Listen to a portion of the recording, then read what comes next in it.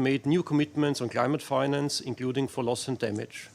With the African Union, we have announced a new Team Europe initiative on climate change adaptation and resilience in Africa. We hope others are willing to do the same, because protecting our planet for future generations requires strong common global action. We are therefore glad that in this year's climate resolution, together we have managed to improve on our text of last year. We would like to highlight the following positive points in this year's resolution. We all recognize that limiting global warming to 1.5 degrees Celsius requires rapid, deep and sustained reductions in global greenhouse gas emissions, including reducing CO2 emissions by 45% by 2030 relative to 2010 and to net zero around mid-century. We strengthen our joint commitment to regularly update NDCs so that they reflect the highest possible ambition. We collectively reaffirm our Glasgow commitment on I call to order the 22nd plenary meeting of the Second Committee and the 77th session of the General Assembly. Before proceeding further, I would like to remind the phase down of unabated coal power and phasing out of inefficient fossil fuel subsidies. We will do this while providing targeted support to the poorest and most vulnerable. We will double adaptation finance from 2019 to 25. We will integrate nature-based solutions, ecosystem-based approaches and members that all delegates are strongly encouraged to wear a face covering at all times in the conference rooms except when directly addressing the meeting. Distinguished colleagues, this afternoon the committee is expected to take action on 14 draft resolutions before it under various agenda items and sub-items. The documentation for this meeting is listed in today's journal. Before we proceed to action, I would like to recall that the General Assembly in paragraph G Roman 3 of its decision 74/537B decided that oral introductions of draft resolutions in plenary meetings should be limited to 2 minutes. Speakers were encouraged to explain concisely the relevance of the draft resolution to the 2030 agenda in particular, and the reasons why the General Assembly should adopt the resolution on that topic. I also recall that general statements or statements in explanation of vote or position can be made either before or after action on each. Other management and conservation approaches in line with UNEA 5.5 into climate planning. And we have underlined the links between climate, food systems, oceans and water. Because of these and other improvements, the EU and its member states join consensus today on this important resolution. Regrettably, despite a concrete draft resolution, as decided at the organizational meeting held on 29th of September. Such statements should be limited to 5 minutes. I would like to further recall that in accordance with Rule 128 of the Rules of Procedure of the General Assembly, the author of a proposal is not permitted to explain his or her vote or his or her own proposal. Before we begin our consideration of individual draft proposals, I will give an opportunity to any delegation that wishes to make a statement relating to draft proposals submitted under different agenda items. I give the floor to the representative of Guatemala. You have the floor, Ambassador. Gracias, señora Presidenta. En nombre del Gobierno de Guatemala, reciba nuestro profundo reconocimiento a las labores realizadas por su persona, por los miembros del Buró y por cada una de las delegaciones durante la presente sesión de la Segunda Comisión. Deseo recordar que mi delegación brinda especial consideración a los trabajos de esta comisión, tomando en cuenta su valioso rol en la generación de consensos que contribuyen a la implementación de los instrumentos internacionales en materia de desarrollo sostenible. Asimismo, reitero que la República de Guatemala es respetuosa de todos los compromisos internacionales de los que forma parte, en coherencia con lo establecido en nuestra Constitución Política de la República. Por ello, expreso la siguiente declaración. Proposal return to consensus-based language. This resolution still contains language which is not universally agreed. We had therefore to vote on this particular paragraph. We hope that going forward we can return to consensus-based language on climate change, which requires collective action. We're looking forward to jointly strengthening climate action in the years to come. We believe that this resolution provides a solid foundation to do so within the UN framework. I thank you. I thank the representative of the European Union for the statement, and I now give the floor to the representative of the United Kingdom, to be followed by China. Thank you, Madam Chair. On behalf of the United Kingdom, I would like to thank Ms. Leticia Zamora of Costa Rica for work facilitating this important resolution. In the spirit of accelerating global climate action to protect present and future generations, the UK entered negotiations across the Second Committee with the aim of maintaining and safeguarding ambition on commitments made in the Glasgow Climate Pact at COP26 last year, which helped to keep 1.5 degrees alive. The impacts of climate change are here and now, impacting every country more than ever before, with particular risks for small island developing states and least developed countries, which often bear the brunt of the impacts. We are pleased that this resolution reaffirms efforts to limit global temperature increases to 1.5 degrees above pre-industrial levels, urges updating nationally determined contributions in line with the global temperature goal, and calls on countries to scale up clean power generation. The G20 Leaders Summit and COP27 outcomes from Egypt this year also preserved the historic commitments countries agreed to last year in the Glasgow Climate Pact. The UK congratulates Egypt on hosting COP27 and the landmark progress made on loss and damage, which builds on commitments made last year in Glasgow, and the agreement to... Para explicar nuestra posición respecto al punto de Agenda 18 sobre desarrollo sostenible. En las propuestas de resolución Armonía con la Naturaleza, documento L40/Rev1, y en la propuesta de resolución aplicación del Convenio sobre la Diversidad Biológica y su... establish a fund to support those most vulnerable to the effects of climate change at COP27. The deal in Egypt responded to the concerted calls from the poorest and most vulnerable countries. However, Contribución al Desarrollo Sostenible, L32/Rev1, nuestra delegación se desvincula de las referencias al Acuerdo Regional sobre el acceso. we had to fight at COP27 to keep 1.5 degrees alive. We need to urgently progress mitigation commitments to close the 2030 emissions gap in this critical decade for action. This must include sending a clear signal on the phase down of fossil fuels. It is disappointing that there has not been a clear follow-through at COP27 or in this resolution on the phase down of coal. Acceso a la información, la participación pública y el acceso a la justicia en asuntos ambientales en América Latina y el Caribe, conocido como Acuerdo de Escazú, y desea reiterar que Guatemala no es parte de dicho acuerdo y, por tanto, no se acoge a ningún compromiso ni mandato establecido en el mismo.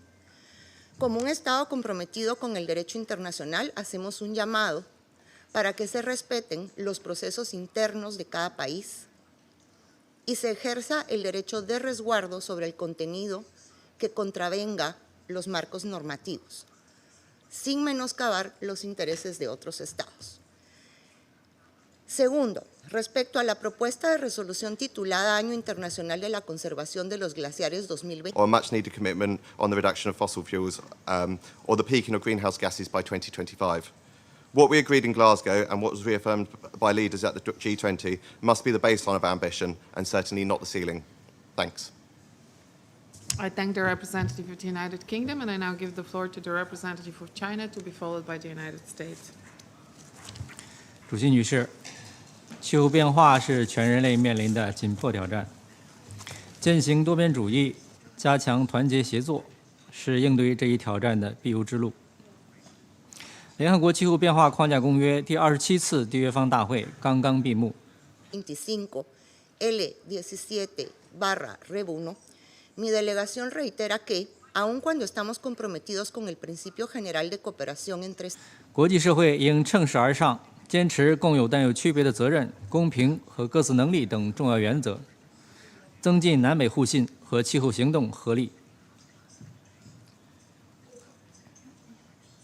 发达国家应率先大幅减排，尽快兑现1000亿美元的气候资金承诺，并在发展中国家最关心的适应、资金等问题上拿出实际行动。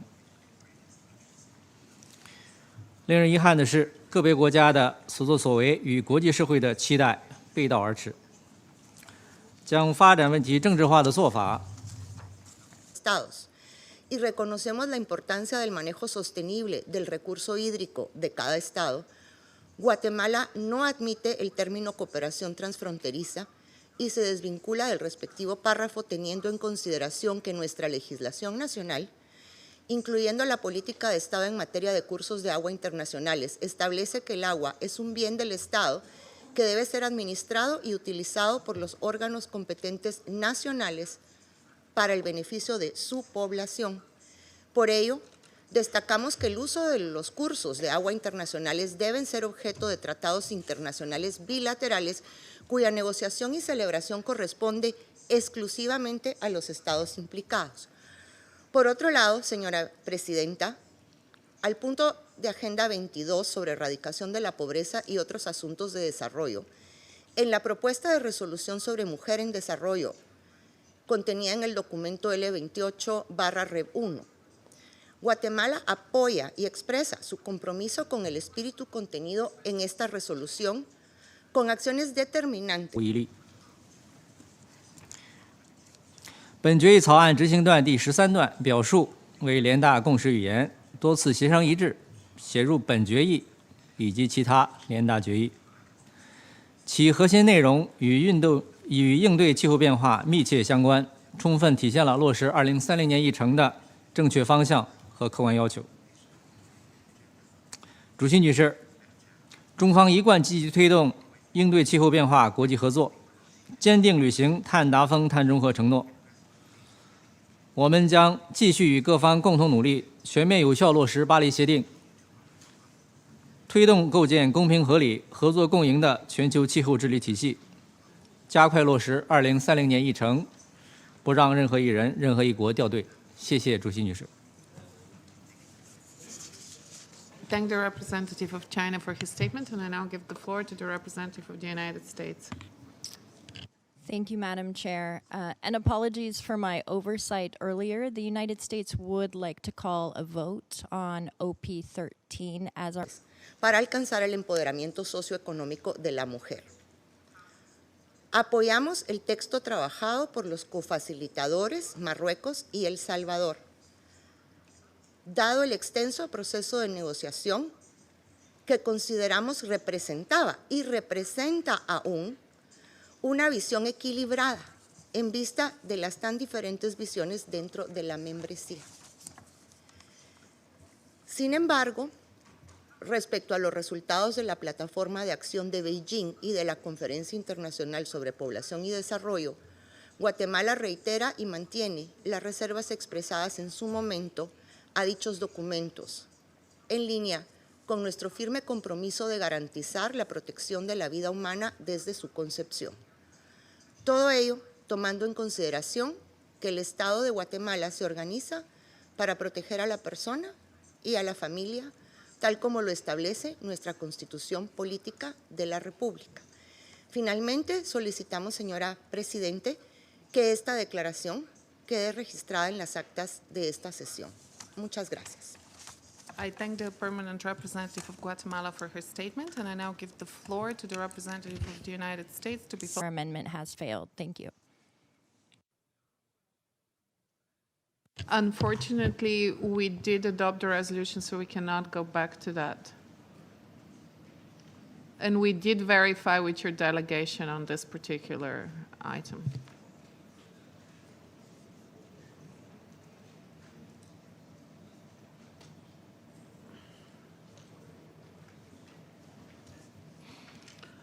I see no further requests for the floor. The committee has thus concluded its consideration of sub-item D of agenda item 18. The representative of the Syrian Arab Republic has requested to make a statement in the exercise of the right of reply in accordance with Rule 115 of the Rules of Procedure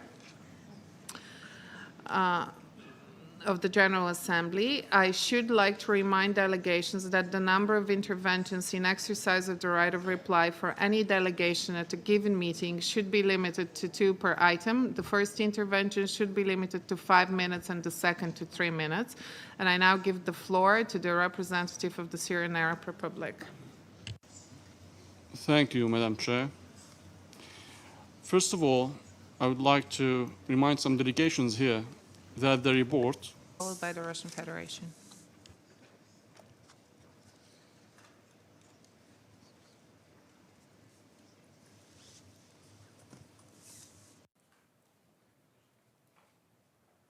Microphone for the United States. Thank you very much, Madam Chair. We are grateful for the cooperative spirit shown in this session and take this opportunity to deliver a general statement. We will submit a longer version for the record clarifying U.S. policy positions on consensus documents, the 2030 Agenda for Sustainable Development, the Addis Ababa Action Agenda, geopolitical tensions and conflict caused by Russia, trade and technology transfer, special drawing rights, debt, concessional finance, sanctions, COVID-19, disaster risk reduction, climate, and UN efficiency. The U.S. stands with a broad community of nations that shares our vision for the future of an international order governed by the UN Charter, where the universal rights of all individuals are upheld, where our environment, air, ocean, space, cyberspace, and channels of commerce are protected and accessible to all, and where multilateral institutions such as the UN rise to meet our global challenges. We are pleased to see the committee achieve so much common ground on the future of A/77/90 that was presented in front of this committee on the 17th of November is clear and unbiased, and it wasn't made by a government. It was made by a UN entity, and it's clear in it who is doing the crimes against humanity and exercising bad behavior against people. I don't want to politicize this matter anymore, but according to the rules of procedure, I believe, if I'm not mistaken, a sponsor state cannot make a statement about the explanation of vote for its own draft resolution. Therefore, I request to strike the statement made by the permanent representative of the Israeli occupation from the records of this meeting. Thank you, Madam Chair. I thank the representative of the Syrian Arab Republic for his statement. I see no further requests in the exercise of the right of reply. The committee has thus concluded its consideration of agenda item 18. And I now invite the committee to resume its consideration of agenda item 20A, role of the United Nations in promoting development in the context of globalization and interdependence. Year after year, more than 20 U.S. government agencies partner globally to advance all 17 SDGs and promote peace and prosperity for all. Allow me to take a moment to clarify U.S. policy positions on several issues contained in 2C resolutions. The U.S. supports a strong and effective UN system. We likewise uphold and respect the authority, independent mandates, and roles of important institutions outside the UN system when it comes to promoting international monetary and financial stability, encouraging robust trade, and raising worldwide living standards. We welcome member states' efforts to ensure actions taken at the UN do not influence important independent fora such as the WTO, the IMF, and the OECD. Where UN resolutions refer to independent institutions, we prefer neutral language that notes or acknowledges their function. The U.S. maintains that 2C resolutions should only reference member state negotiated outcome documents from UN conferences. Consistent with longstanding UN norms, we do not support references to the statements of conference hosts, such as the in order to take action on draft resolution A/C2/77/L3-Rev1 of the same title as submitted by Pakistan on behalf of the Group of 77 in China. I would like to inform the committee that draft resolution L3-Rev1 has no program budget implications. I wish to thank the facilitator, Ms. Jingnan Gua of China, for her efforts in bringing the informal consultations to conclusion. I also thank delegations for their constructive engagement in the negotiations. Does any delegation not a member of G77 in China wish to join as sponsor of draft resolution L3-Rev1? If so, please signify by pressing your microphone button. I see none. Ming Declaration, or the inclusion of individual member states' foreign policy ideology or rhetoric in 2C resolutions. We should all seek resolutions that reflect consensus and address issues on a global scale. We urge all member states to reject the inclusion of a contentious language in 2C resolutions that do not. Recorded votes have been requested on the 9th preambular paragraph of L3-Rev1 and on the draft resolution as a whole.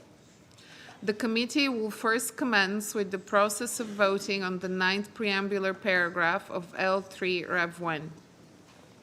Does any delegation wish to make a general statement or an explanation of vote before the vote on preambular paragraph 9 of draft resolution L3 Rev 1? Reflect the interests of the majority of member states and consistently distract from our path to consensus. A word on Russia's war in Ukraine and its global impact on development. The U.S. believes in the important work of the Second Committee, which shapes the global conversation on sustainable development, poverty eradication, food security, and so much more. Russia's brutal and unjustified war against Ukraine has only contributed to a surge in food and energy prices and exacerbated poverty and food security worldwide. As the Secretary General unequivocally stated, Russia's war will prolong the dramatic impacts on the global economy, especially in developing countries, and hinder our ability to deliver life-saving aid. We understand references to geopolitical tensions and conflicts to refer to Russia's unprovoked war against Ukraine, which has unraveled years of progress on the SDGs and harmed stability elsewhere. I see no request for the floor. The committee will now commence the process of voting on preambular paragraph 9 of L3 Rev 1. I see India.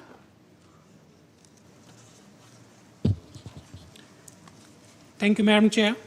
First of all, I would like to thank you for your stewardship of this plenary and the Bureau of the Second Committee for their work during this session. I'm taking the floor to explain my delegation's position on the draft resolution L3 Rev 1.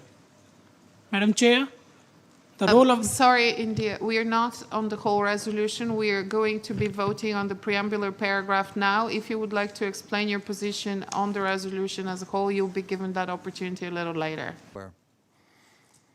The United States remains firmly committed to working with fellow member states to confront these transnational threats to peace and prosperity and get back on track to achieve the SDGs by 2030. Although we sometimes differ on our preferred approaches, we firmly believe our... Ma'am, I would be sharing my delegation's position on PP 9 only. All right, then, go. Madam Chair, the role of the United Nations... Our community of nations agrees on a vision of international order based on the UN Charter, shaped by the 2030 Agenda for Sustainable Development and informed by the important work of the committee. We made important progress this year, but much remains to be done. It was an honor and a pleasure to partner with you all during this year's negotiations. Thank you very much. I thank the representative of the United States for his statement, and I now give the floor to the representative of the Russian Federation. In promoting development in the context of globalization and interdependence is a very important and critical issue for my delegation and my country. While we support this resolution, however, we have reservation on the continuation of non-consensus language in preambular paragraph 9 of this resolution. The phrase mentioned in this para represent a worrying phenomenon of introducing a language germane to a particular member state without any convincing rationale. Госпожа председатель, вынуждены разъяснить позицию в связи с упоминанием в ряде проектов резолюции Второго комитета, докладов Генерального секретаря ООН и Агентств системы ООН. С сожалением отмечаем, что некоторые из этих докладов, а также выступления представителя делегации США, содержат анализ последствий положения на Украине с откровенно предвзятых позиций, в том числе на базе недостоверных предположений. Or acceptance by larger membership. Therefore, we dissociate from preambular para 9 of the draft resolution, role of the United Nations in promoting development in the context of globalization and interdependence. I thank you, Madam Chair. Thank the representative of India, and I see no further requests for the floor. The committee will now commence the process of voting on preambular paragraph 9 on L3 Rev 1. Delegations are requested to signify their votes. Those in favor of preambular paragraph 9 of draft resolution L3 Rev 1, please signify. Those against and abstentions? Которые не были подтверждены временем и реальной ситуации. Повторяем, попытки списать на украинские события все мировые проблемы, включая неудачи в борьбе с нищетой и голодом, не только не объективны, но и деструктивны, так как уводит мировое сообщество от осмысления реальных причин глобальных кризисных явлений в социально-экономической сфере. Причины же эти комплексные и складывались на протяжении долгого времени. Это и разноплановые негативные последствия пандемии COVID-19, в том числе для мировых производственно-бытовых цепочек. Это недальновидная финансовая политика. The committee is now voting on preambular paragraph 9 of draft resolution L3 Rev 1 entitled Role of the United Nations in Promoting Development in the Context of Globalization and Interdependence. Those in favor of retaining preambular paragraph 9 should vote yes. Those in favor of its deletion should vote no. Will all delegations confirm that their votes are correctly reflected on the screen? The voting has been completed. Please lock the machine. I thank the Secretary. The results of the vote are as follows: in favor, 118, against 48, abstention 5. The preambular paragraph 9 of draft resolution L3 Rev 1 is retained. Before we proceed to vote on draft resolution L3 Rev 1 as a whole, does any delegation wish to make an explanation of vote or a general statement? Западных стран по борьбе с пандемией, когда создавались триллионы необеспеченных долларов, что подстегивало инфляцию, приводило к взвинчиванию ключевых ставок, а также из-за взаимосвязанности глобальной экономики перекладывало это бремя на и без того закредитованные страны Юга. Это и непросчитанный курс на чрезмерно форсированный энергопереход, который стал давать сбой еще осенью 2021 года. Это и пагубный эффект от незаконных односторонних санкций как против России, так и других государств, годами вводимых западными странами, приводящих к сбою маршрутов, цепочек. After the vote on preambular paragraph 9. I see no request for the floor. The committee will now proceed to vote on draft resolution L3 Rev 1 as a whole. Does any delegation wish to make a general statement or an explanation of vote before the vote on draft resolution L3 Rev 1 as a whole? I see no request for the floor. The committee will now commence the process of voting on draft resolution L3 Rev 1. Поставок и транзакций. Это и в том числе многочисленные многолетние конфликты, к которым Запад имеет прямое отношение. In accordance with Rule 128, no representative may interrupt the voting except on a point of order in connection with the actual process of voting. Delegations should... Вместо того, чтобы пытаться сваливать с себя ответственность под любым надуманным предлогом, предложили бы апологетам такого ущербного анализа трезво взглянуть на нерадужную ситуацию в мировой экономике и подумать, как совместными силами найти из нее выход. Именно на это, на наш взгляд, нацелены принимаемые сегодня и на протяжении нескольких дней резолюции, дающие гораздо более взвешенную картину, чем некоторые документы секретариата, которому, считаем, стоило бы сделать из этого выводы. В частности, это касается докладов по тематике ликвидации нищеты, борьбы с сельской бедностью и сельскохозяйственного развития. Вынуждены дистанцироваться от всех соответствующих неприемлемых пассажей в докладах, принимаемых к сведению в резолюциях Второго комитета. В частности, речь идет о докладах к проектам резолюций продвижение устойчивого потребления и производства в интересах реализации повестки 2030 на основе повестки 21, на пути к международному экономическому порядку, реализация третьего десятилетия действий по искоренению нищеты, оперативная деятельность в области развития системы ООН. Signify their votes. Those in favor of draft resolution L3 Rev 1, please signify. Those against and abstentions. Committee is now voting on draft resolution L3 Rev 1 entitled Role of the United Nations in Promoting Development in the Context of Globalization and Interdependence. Will all delegations confirm that their votes are correctly reflected on the screen? The voting has been completed. Please lock the machine. I thank the Secretary. The result of the vote is as follows. In favor, 134, against 0, abstentions 47. Draft Resolution L3-1 is adopted. Does any delegation wish to make an explanation of vote or general statement after the adoption of Draft Resolution L3-1? And I recognize the representative of Czechia. Thank you, Madam Chair. I have the honor to speak on behalf of the European Union and its member states. The candidate countries Montenegro, Albania, Ukraine, and the Republic of Moldova align themselves with this statement. Международная финансовая система и развитие, приемлемость внешней задолженности и развития, последующая деятельность по итогам пятой конференции ООН. The member states of the European Union have voted against the preamble paragraph 9 of the resolution entitled The Role of the United Nations in Promoting Development in the Context of Globalization and Interdependence and abstained in the vote of the whole resolution.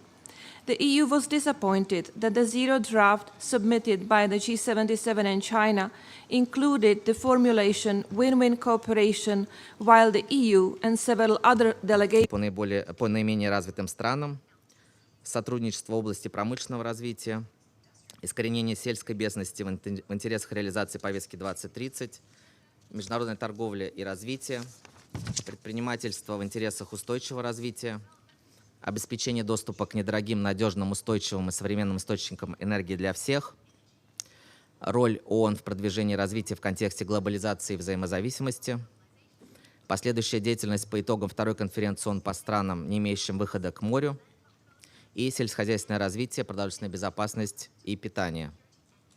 Просим отразить наше заявление в протоколе заседания. Я благодарю вас. I thank the representative of the Russian Federation for the statement. I have no further requests for general statements. And if this is the case, I now invite the committee to resume its consideration of agenda item 17, follow-up to an implementation of the outcomes of the international conferences on financing for development in order to take action of draft resolution A/C2/77/L50 of the same title. Opposed it throughout the negotiations last time this resolution was negotiated. During the negotiations this year, the EU has reiterated our concerns about this formulation, and we regret that our position is not reflected in the final text submitted by the G77 and China. The EU and its member states are fully aware that win-win cooperation is in the 2030 agenda, but the balance that it represents in the 2030 agenda is not reflected in the resolution. We object to the use of language that excludes important elements of international standards and best practices for sustainable development agreed in the 2030 Agenda for Sustainable Development. As submitted by the Vice Chair, Mr. Vladimir Budu, on the basis of informal consultations and draft resolution L10 submitted by Pakistan on behalf of the Group of 77 in China. I would like to inform the committee that draft resolution L50 has no program budget implications.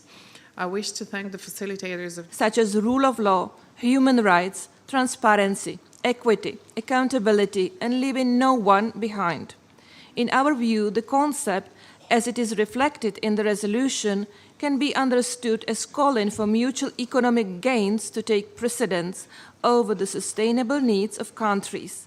The inclusion of this formulation is therefore especially disturbing during times of global food, energy, and finance crisis, the COVID-19 pandemic, and conflicts, all having devastating impacts, especially on low-income countries. Madam Chair, ongoing crises have prompted reflections on how globalization can better foster resilient societies, building on the SDGs and its imperative of leaving no one behind. The EU believes the draft resolution, Mr. Marcus Kohl of Germany and Mr. Rodolfo Reta of Mexico for their efforts in bringing the informal consultations to a successful and timely conclusion. I also thank delegations for their active participation and constructive engagement in the negotiations. I'm told I have limited speaking time.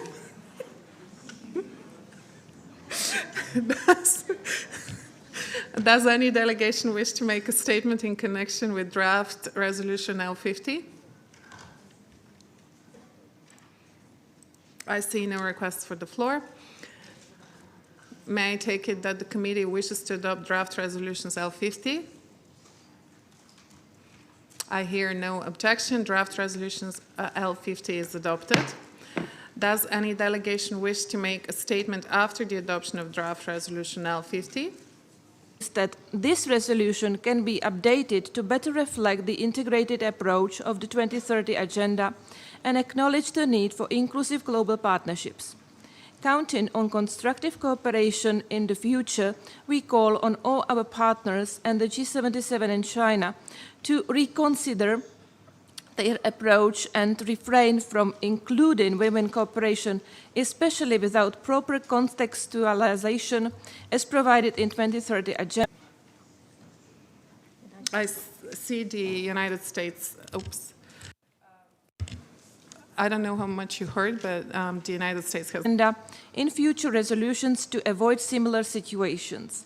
The EU and its member states will always engage constructively in negotiations because we truly value consensus.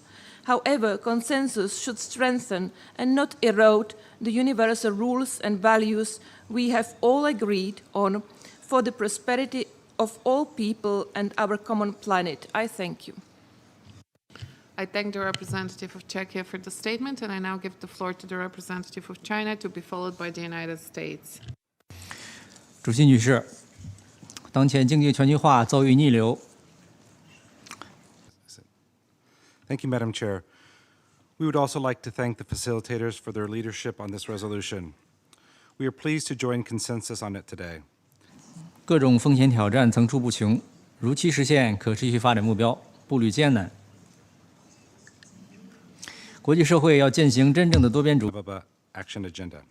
However, we regret that there remains a reference to no country left behind in PP21. The United States fully supports the 2030 Agenda, which emphasizes the importance of leaving no one behind. We do not support language that attempts to shift the discussion towards a narrow set of vested country interests and away from those that sustainable development impacts the most, individuals and communities. We must therefore disassociate from this paragraph. We refer you to our general statement delivered earlier this afternoon regarding our positions with respect to this resolution's references to the 2030 Agenda for Sustainable Development, the Addis Ababa Action. 加强团结合作，共克时艰，共创未来。在此背景下，联合国作为多边体系核心的作用更加凸显，本决议的意义也更加重要。 中方支持联大以协商一致方式通过该决议，对个别国家对决议相关段落和决议整体提出表决，深感遗憾。合作共赢精神完全契合本决议主题，是各国携手应对全球挑战、实现共同发展的必然要求。2030年可持续发展议程明确指出，各方应坚持 合作共赢，让发展惠及所有国家和全世界，这为落实2030年议程指明了重要方向。个别国家为了一己政治私利，挑动意识形态对抗，否认国际社会共识，反复要求对联大共识案文进行表决。Action agenda, special drawing rights, concessional finance, and the characterization of trade and technology transfer. Thank you. I thank the representative 他们尊重2030年共识语言。 of the United States. I see no further requests for the floor. In light of the adoption of draft resolution L50, I understand that draft resolution L10 is withdrawn by its sponsors.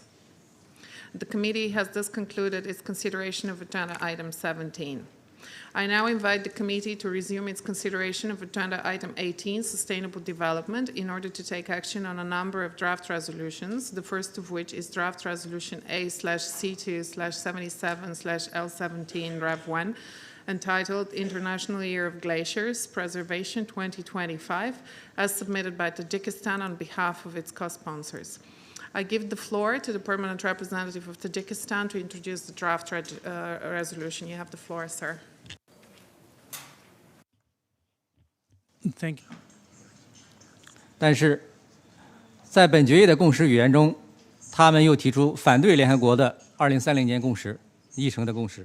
Thank you, Madam Chair. Distinguished colleagues, at the outset, allow me to express my appreciation to you, Madam Chair, for your excellent stewardship. 这完全体现了他们一贯的双重标准的做法。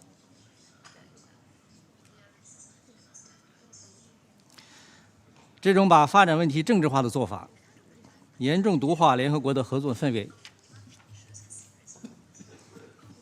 注定不得人心。历届联大均以多数通过本决议和相关表述。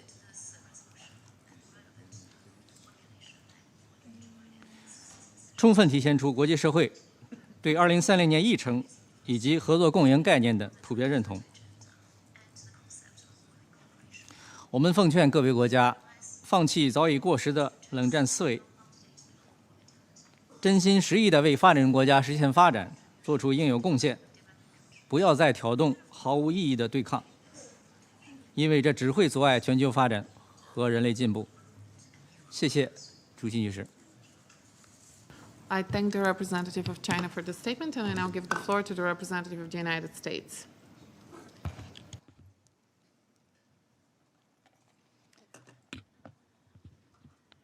Thank you, Madam Chair. On behalf of the Negotiation process on the draft resolution A/C2/76/L17/Rev1 entitled International Year of Glaciers Preservation 2025. Dear colleagues, glaciers are the main sources of fresh water. Their accelerated melting coupled with the increase in water consumption associated with the population growth and economic development can lead to negative consequences. Aimed at raising awareness and improving international cooperation on glaciers issues, the resolution, among other things, gives mandate to mobilize financial resources through the Trust Fund to support activities for glaciers preservation. To this end, we would like to invite all member states and other stakeholders to observe International Year and the World Day at all levels through activities aimed at raising awareness of the importance of glaciers, snow and ice in the climate system and the hydrological cycle, and the economic, social and environmental impact of the impending changes in the Earth's cryosphere, and to share the best practices and knowledge in this regard. We look forward to continued cooperation. U.S. government, I would like to extend our thanks to the facilitator for shepherding this resolution.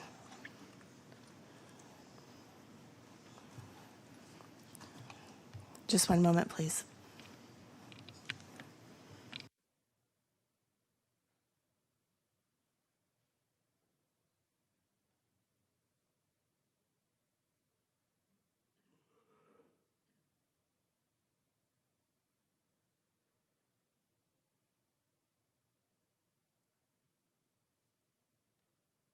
Madam Chair, can you please go on to the next speaker and return back? You're the last speaker. Okay. Thank you. I just sat down. We regret we cannot join consensus on this document and would like to highlight several concerns with the text. The United States cannot join consensus on PP9, which contains reference to win-win cooperation. This phrase has been promoted by a single member state to insert its core political ideology and signature foreign policy agenda into UN documents and does not reflect the views of all member states.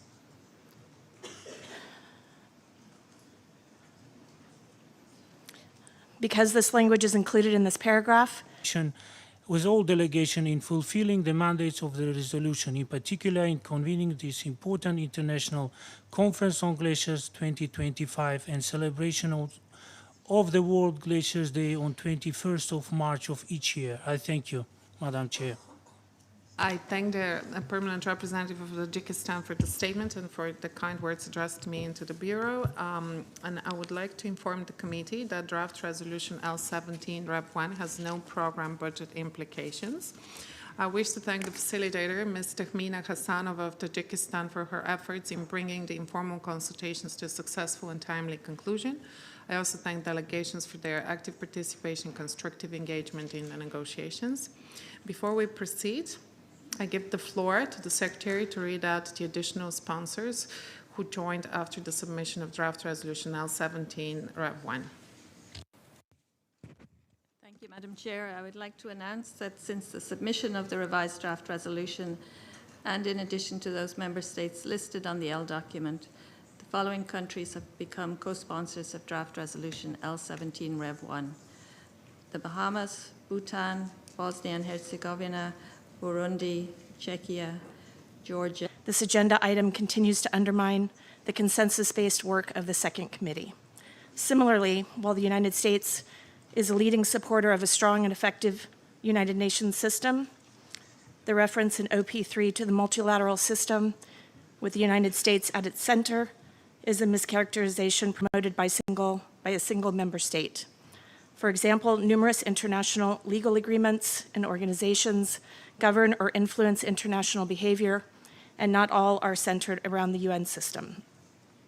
Regarding the reference to trade restrictive measures in PP21, WTO consistent trade remedy measures and enforcement actions are necessary to deliver on free, fair, open, and reciprocal trade. The UN is not an appropriate venue for this discussion. Additionally, we interpret the reference to protectionism in OP8 as a veiled and inappropriate reference to the use of WTO consistent trade remedy measures and enforcement actions against unfair and market-distorting trade practices of others. For additional U.S. positions regarding the 2030 Agenda for Sustainable Development, the Addis Ababa, Guinea-Bissau, Haiti, India, Islamic Republic of Iran, Japan, Kiribati, Latvia, Liechtenstein, Madagascar, Malta, Montenegro, Namibia, Republic of Korea, St. Vincent and the Grenadines, Samoa, Seychelles, Solomon Islands, Sri Lanka, Suriname, Togo, Tonga, Tuvalu, Uganda, and Yemen. If any other member state wishes to co-sponsor draft resolution L17 Rev 1, please signify by pressing the microphone button.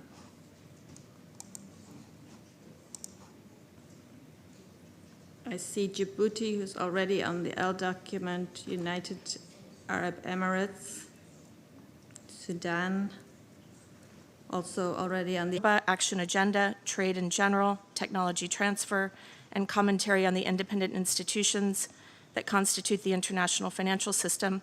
Please see our L document.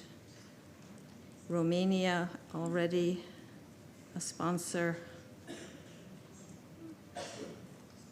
Congo, already a sponsor. St. Kitts and Nevis, already a sponsor. Nigeria, Cabo Verde. General statement delivered on November 21st. We would also like to reiterate our concerns with the workload of this committee. We believe the committee would improve the ability of member states to more thoughtfully and effectively address important issues if we were to biennialize and triennialize a number of resolutions, including this one. We look forward to working with fellow member states to address inequality and promote peace, sustainable development, and prosperity globally. Thank you. I thank the representative of the United States for the statement, and there are no further requests for the floor. The committee has thus concluded its consideration of sub-item A of Agenda Item 20 and of Agenda Item 20 as a whole. I now invite the committee to take action on draft resolution L52 entitled Follow-up to the Second United Nations Conference on Landlocked Developing Countries, as submitted by the Vice Chair, Mr. Abdul Rahman Abdulaziz Fahad Al Thani of Qatar, on the basis of informal consultations on draft resolution L36 submitted by Pakistan on behalf of the Group of 77 and China. I wish to thank the facilitator, Ms. Lorato Matsumi of Botswana. Already on the L document, Antigua and Barbuda, Cameroon, Côte d'Ivoire is already a sponsor. Central African Republic, Eritrea, already on the L document. Bangladesh is already on the L document. Gambia and Gabon. I also thank their delegations for their constructive engagements in the negotiation process. I wish to bring to the attention of the committee a statement of program budget implications prepared in connection with this draft resolution. Spain is on the L document, and Guinea. And United Republic of Tanzania is already on the L document. That concludes the list of co-sponsors. Thank you, Madam Chair. I thank the Secretary. We have Eritrea. I believe I read Eritrea. Does any delegation wish to make a statement in connection with draft resolution L17 Rev 1? I assume you still have resolution L52. I see none. May I take it that the committee wishes to adopt draft resolution L52? Romania and Congo are part of the co-sponsors, not that you want to make a statement. All right. I see no request. I hear no objection. Draft resolution L52 is adopted. Does any delegation wish to make a statement after the adoption of draft resolution L52? I see the representative of the United States. Thank you, Madam Chair. The United States appreciates the facilitator's successful shepherding of this resolution, and we are pleased to join consensus. As we seek to address the short and long-term impacts of COVID-19, the United States is committed to... For the floor. May I take it that the committee wishes to adopt draft resolution L17 Rev 1? I hear no objection. Draft resolution L17 Rev 1 is adopted.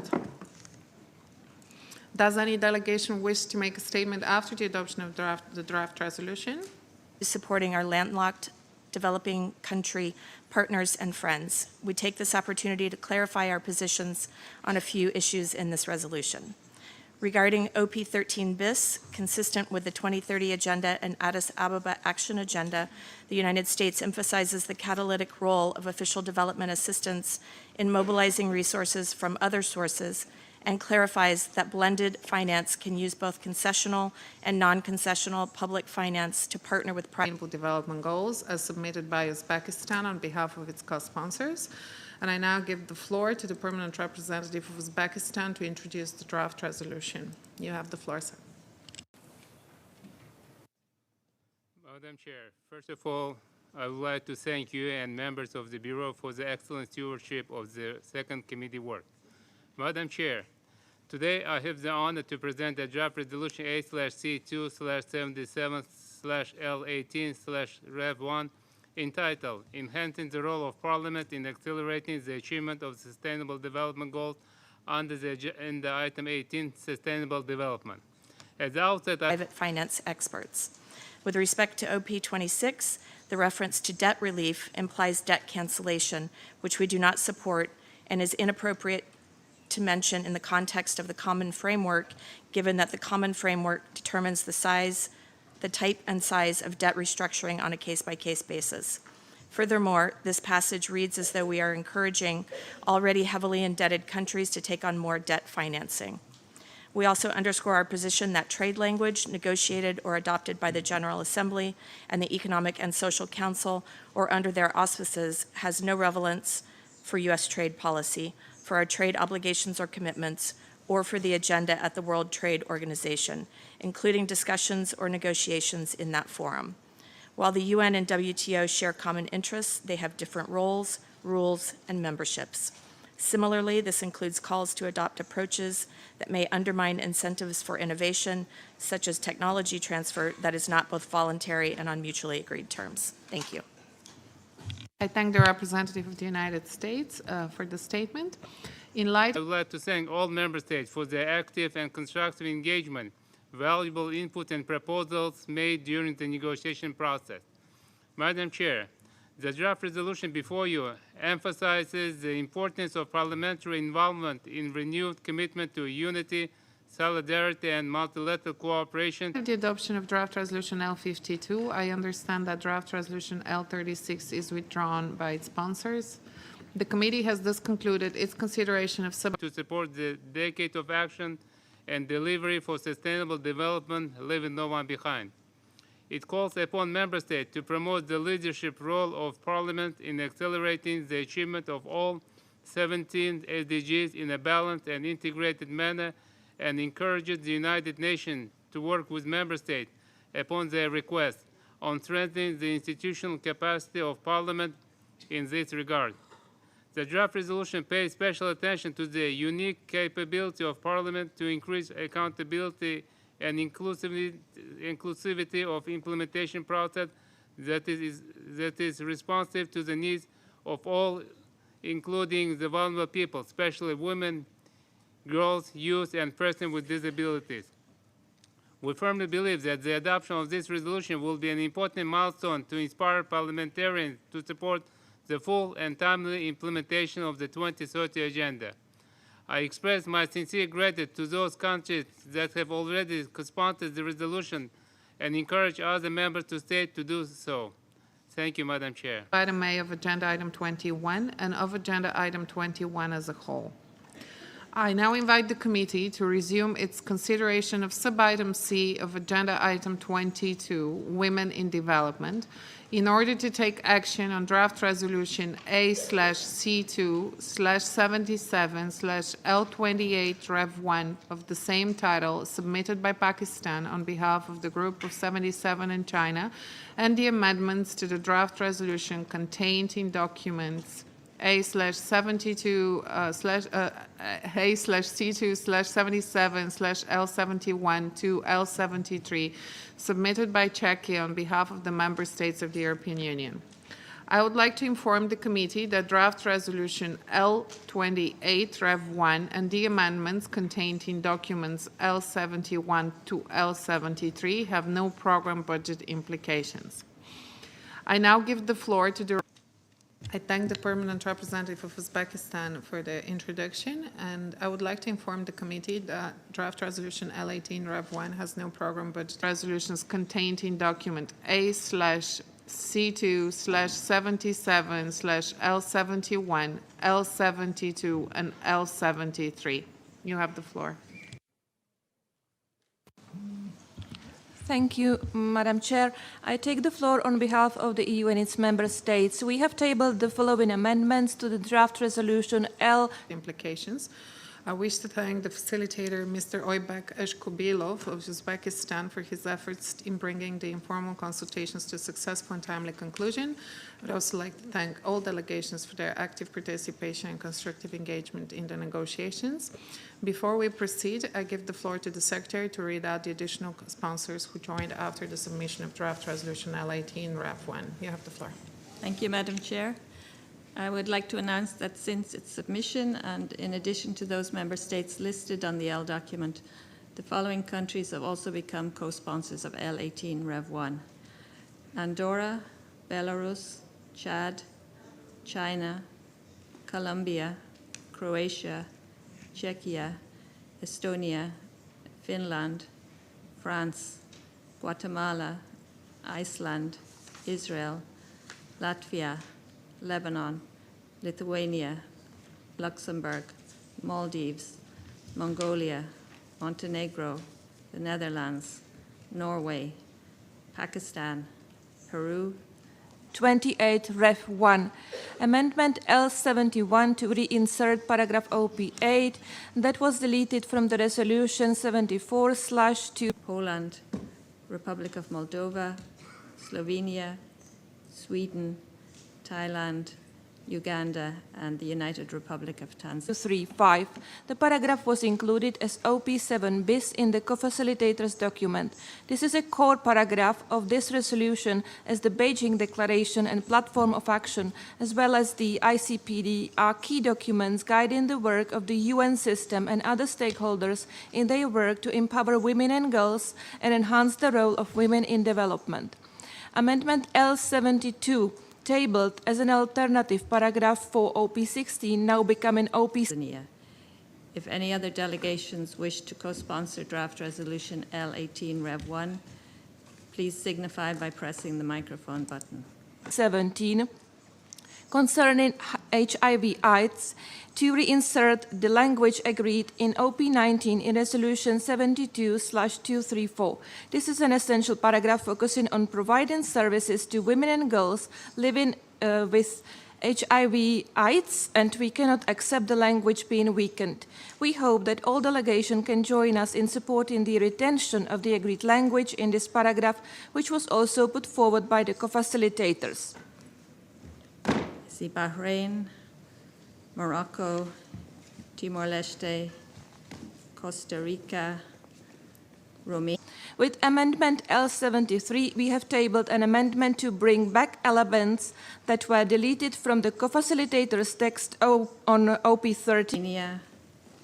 St. Kitts and Nevis, Namibia, Panama, Nigeria, Togo, Cabo Verde, already on the L document. Bangladesh is already on the L document. Republic of Korea also already a co-sponsor. Algeria is already a co-sponsor. Guyana, already a co-sponsor. And Djibouti, already a co-sponsor. That concludes the list. Thank you. I thank the Secretary. Does any delegation wish to make a statement in connection with draft resolution L18 Rev 1?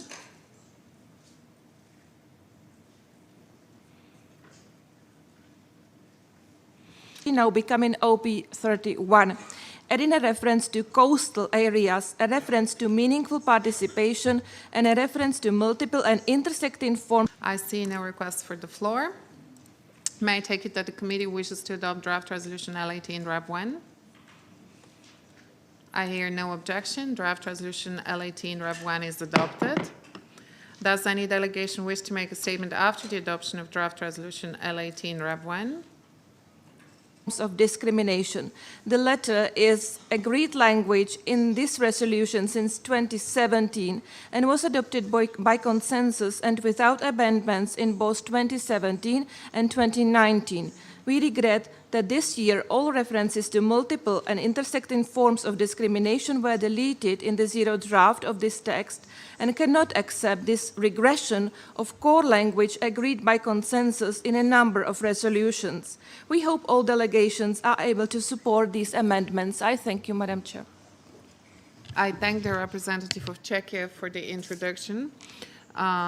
In accordance with Rule 130 of the Rules of Procedure of the General Assembly, the committee will first take a decision on the amendments one by one. Does any delegation wish to make a general statement or an explanation of vote before the vote in connection with any or all of the amendments to draft resolution L27? I see the representative of El Salvador. You have the floor.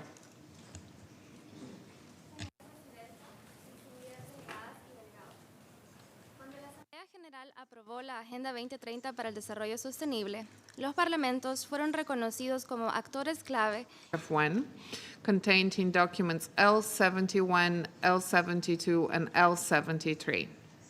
And I give the floor to the representative of Indonesia. En el cumplimiento efectivo de los compromisos adoptados. Su papel en la promulgación de legislación, aprobación de presupuestos y garantía de rendición de cuentas lo sitúa en una posición única para acelerar el cumplimiento de los objetivos de desarrollo sostenible. A más de 7 años de su adopción. To be followed by Colombia.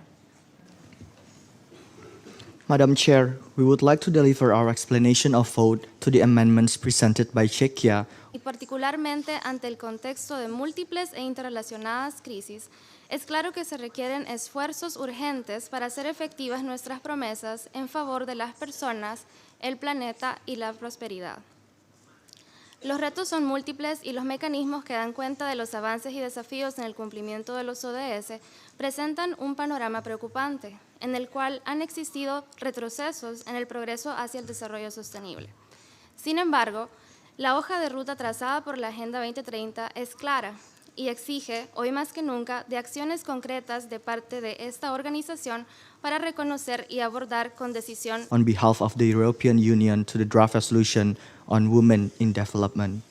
Indonesia is a firm believer of the indispensable role that women play as agents of development. Our commitment to safeguard this role can be seen through our efforts to mainstream women empowerment at the national, regional, and global level. It is in this context Indonesia continues to see the importance of the draft resolution before us, as it underlines the key role that women play within the whole development agenda. Indonesia also continues to engage and contribute constructively through the G77 and China on issues that truly reflects the need on the ground. On health sector, we propose new paragraph that highlights the disproportionate impacts of neglected tropical diseases to women. On economic sector, we propose elements and paragraphs that highlights the role of women in MSMEs. Madam Chair, despite our endeavors to have fruitful discussion aimed at achieving a balanced, comprehensive, and consensus text, the deliberation process was still disproportionately focused on issues that only serve to divide states. Those issues revolve around two references. estos desafíos. Por ello, reconocemos el valor del llamado que la Asamblea General realiza a los parlamentos a través de esta resolución para institucionalizar con eficacia la Agenda 2030, incorporar a los ODS en sus procesos legislativos y contribuir significativamente a su seguimiento y evaluación. Esperamos que esta también sea una herramienta para construir consensos al interior de los estados en favor del desarrollo sostenible. Es precisamente por la relevancia y contribución que esta resolución reviste para el cumplimiento efectivo de los ODS que deseo hacer constar la profunda preocupación de El Salvador por las dificultades suscitadas en las negociaciones de esta resolución para lograr acuerdos sobre el papel fundamental de los parlamentos en la adopción de medidas urgentes para combatir el cambio climático y sus efectos. Los parlamentos desempeñan un rol sumamente relevante en la respuesta al cambio climático y sus efectos. En distintas latitudes, los parlamentos han traducido acuerdos internacionales en la materia en legislación nacional y regional, han apoyado la asignación de recursos y han establecido mecanismos de supervisión. Hace apenas una semana se llevó a cabo una reunión parlamentaria en el marco de la 27ª Conferencia de las Partes de la Convención Marco de las Naciones Unidas sobre Cambio Climático, ocasión en la que... First, references on multiple and intersecting forms of discrimination, as well as reference on the outcome of the review conferences of Beijing Platform and the ICPD Program of Actions. While diverting our time and energy from issues of common interest, these references does not contribute directly to the genuine purpose of the resolution. With this understanding and with full awareness that the amendments contain references that are not universally agreed among states, Indonesia will vote against all the proposed amendments. Thank you. I thank the representative of Indonesia for his statement, and I now give the floor to the representative of Colombia, to be followed by Chile. Thank you, Madam President. I have the honor to deliver this. Los parlamentos ahí reunidos reafirmaron su compromiso con los esfuerzos globales para abordar los impactos severos del cambio climático, acordando importantes medidas. Statement on behalf of Argentina, Cabo Verde, Chile, Costa Rica, Dominican Republic, El Salvador, Honduras, Morocco, Peru, Uruguay, and my own country, Colombia.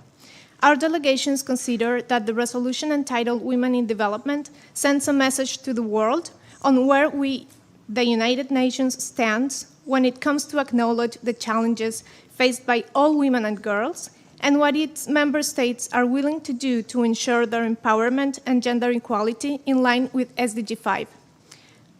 We were therefore convinced, since the beginning of the process, that this resolution could not fall short. Ya se encuentran desempeñando en materia de acción climática, reconociendo el valor de sus contribuciones y alentando la profundización de sus esfuerzos, particularmente considerando la envergadura de las 3 dimensiones del desarrollo sostenible y las interrelaciones entre las mismas.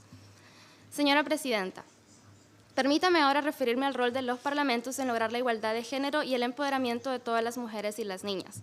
La resolución que hoy adoptamos reconoce la importancia de promover la participación plena, igualitaria y significativa de las mujeres en los parlamentos y sus procesos, al tiempo que les alienta a promover legislación y métodos de trabajo parlamentarios que respondan a las cuestiones de género y prevengan todas las formas de violencia y discriminación contra las mujeres. Esta es una medida apropiada en un contexto en el que el ritmo del avance de la representación de las mujeres en los cargos de toma de decisiones es desalentador.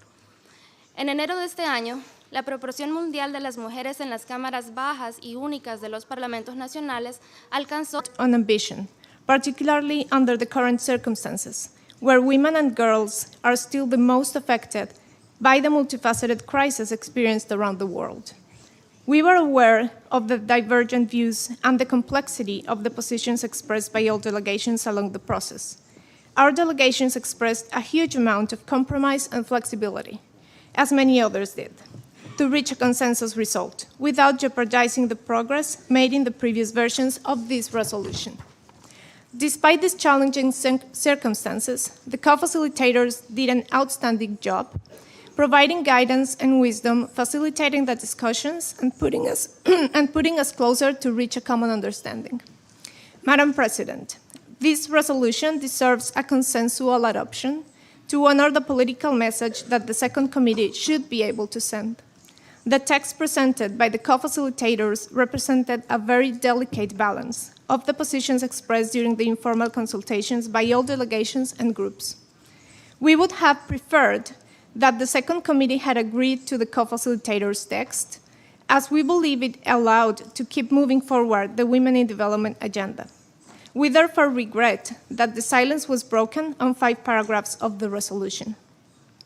Given the situation, our delegations will vote in favor of the amendments of the text that bring back the version presented by the co-facilitators in the paragraphs where silence was broken. We invite all delegations to preserve the co-facilitators' text and deliver a valuable outcome today. El 26,2% frente al 22,4% de 2015. A este ritmo tendrán que pasar otros 40 años para que las mujeres y los hombres tengan representación igualitaria en los parlamentos nacionales. La Agenda 2030 reconoce que la realización de la igualdad de género y el empoderamiento de todas las mujeres y las niñas y la participación plena, igualitaria, efectiva y significativa de las mujeres en la toma de decisiones y en la formulación de políticas es necesaria y contribuirá de manera crucial al progreso de todos los ODS y sus metas. Uno de los obstáculos que las mujeres enfrentan para participar en la vida política y This will honor our commitment to fully achieve the 2030 Agenda and will also send a powerful message on the eve of the International Day of the Elimination pública es precisamente la prevalencia de la violencia basada en género. Además de constituir una flagrante violación de los derechos humanos, la violencia contra las mujeres en los parlamentos impide su acceso a puestos de liderazgo y limita su capacidad para cumplir el mandato para el cual fueron electas.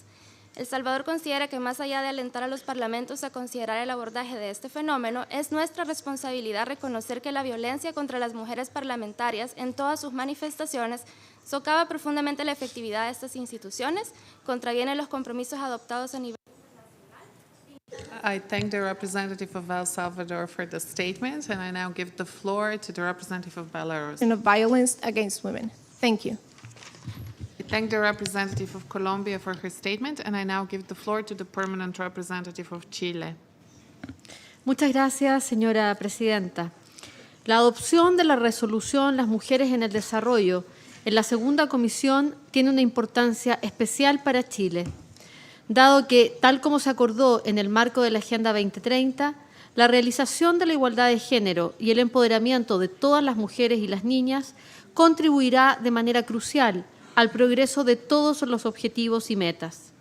No se trata solo de un ODS en sí mismo, sino de una cuestión transversal que nos permite acelerar el paso para lograr el desarrollo sostenible.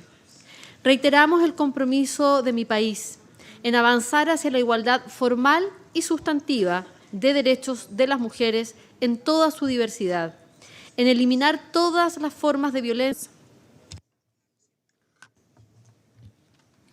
Благодарю. Госпожа председатель, хотели бы выразить признательность делегации Узбекистана за усилия по подготовке и согласованию этой важной резолюции, в основе которой лежат идеи мира, диалога и лучшего взаимопонимания между государствами. Беларусь с радостью присоединилась к числу ее соавторов, убеждены в том, что перед лицом многочисленных современных глобальных вызовов и угроз, беспрецедентных по своей сложности, y eliminar las formas múltiples e interseccionales de discriminación. Lo anterior no solo es una prioridad del Gobierno de Chile, sino que неполитизированный и взаимоуважительный диалог, в том числе посредством парламентской дипломатии, является едва ли не единственным инструментом достижения компромисса, солидарности и согласия. Разделяем мнение о важности углубления и расширения взаимодействия и партнерства между ООН, национальными парламентами и Межпарламентским союзом в интересах эффективного осуществления повестки дня 2030. Неоспорим вклад парламентариев в укрепление демократии, в поддержание мира и безопасности. В этом контексте считаем абсолютно неприемлемым применение любого рода санкций в отношении парламентариев. Призываем партнеров воздерживаться от принятия любых односторонних мер в отношении представителей национальных парламентов. es también un eje central de nuestra política exterior. Para Chile, la igualdad de género y el empoderamiento de todas las mujeres, niñas y adolescentes no es exclusivamente un asunto de derechos humanos y tampoco es solamente un objetivo para el beneficio exclusivo de las mujeres, sino que es un catalizador trascendental del desarrollo sostenible en sus tres dimensiones.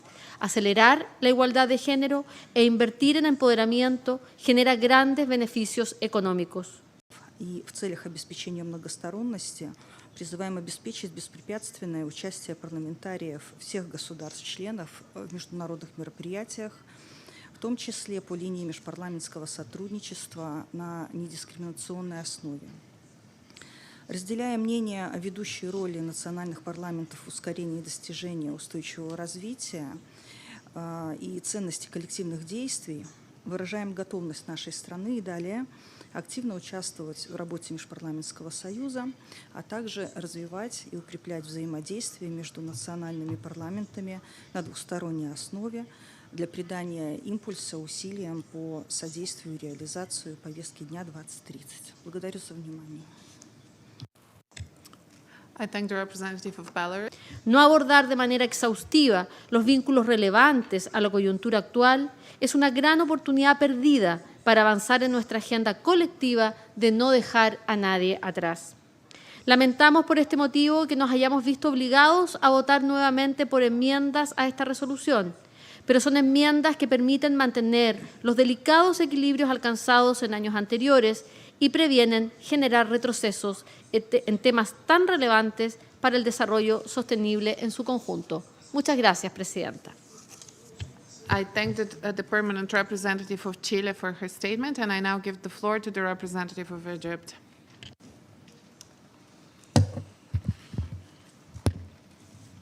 شكرا سيد الرئيس. For the statement, and I see no further requests for the floor.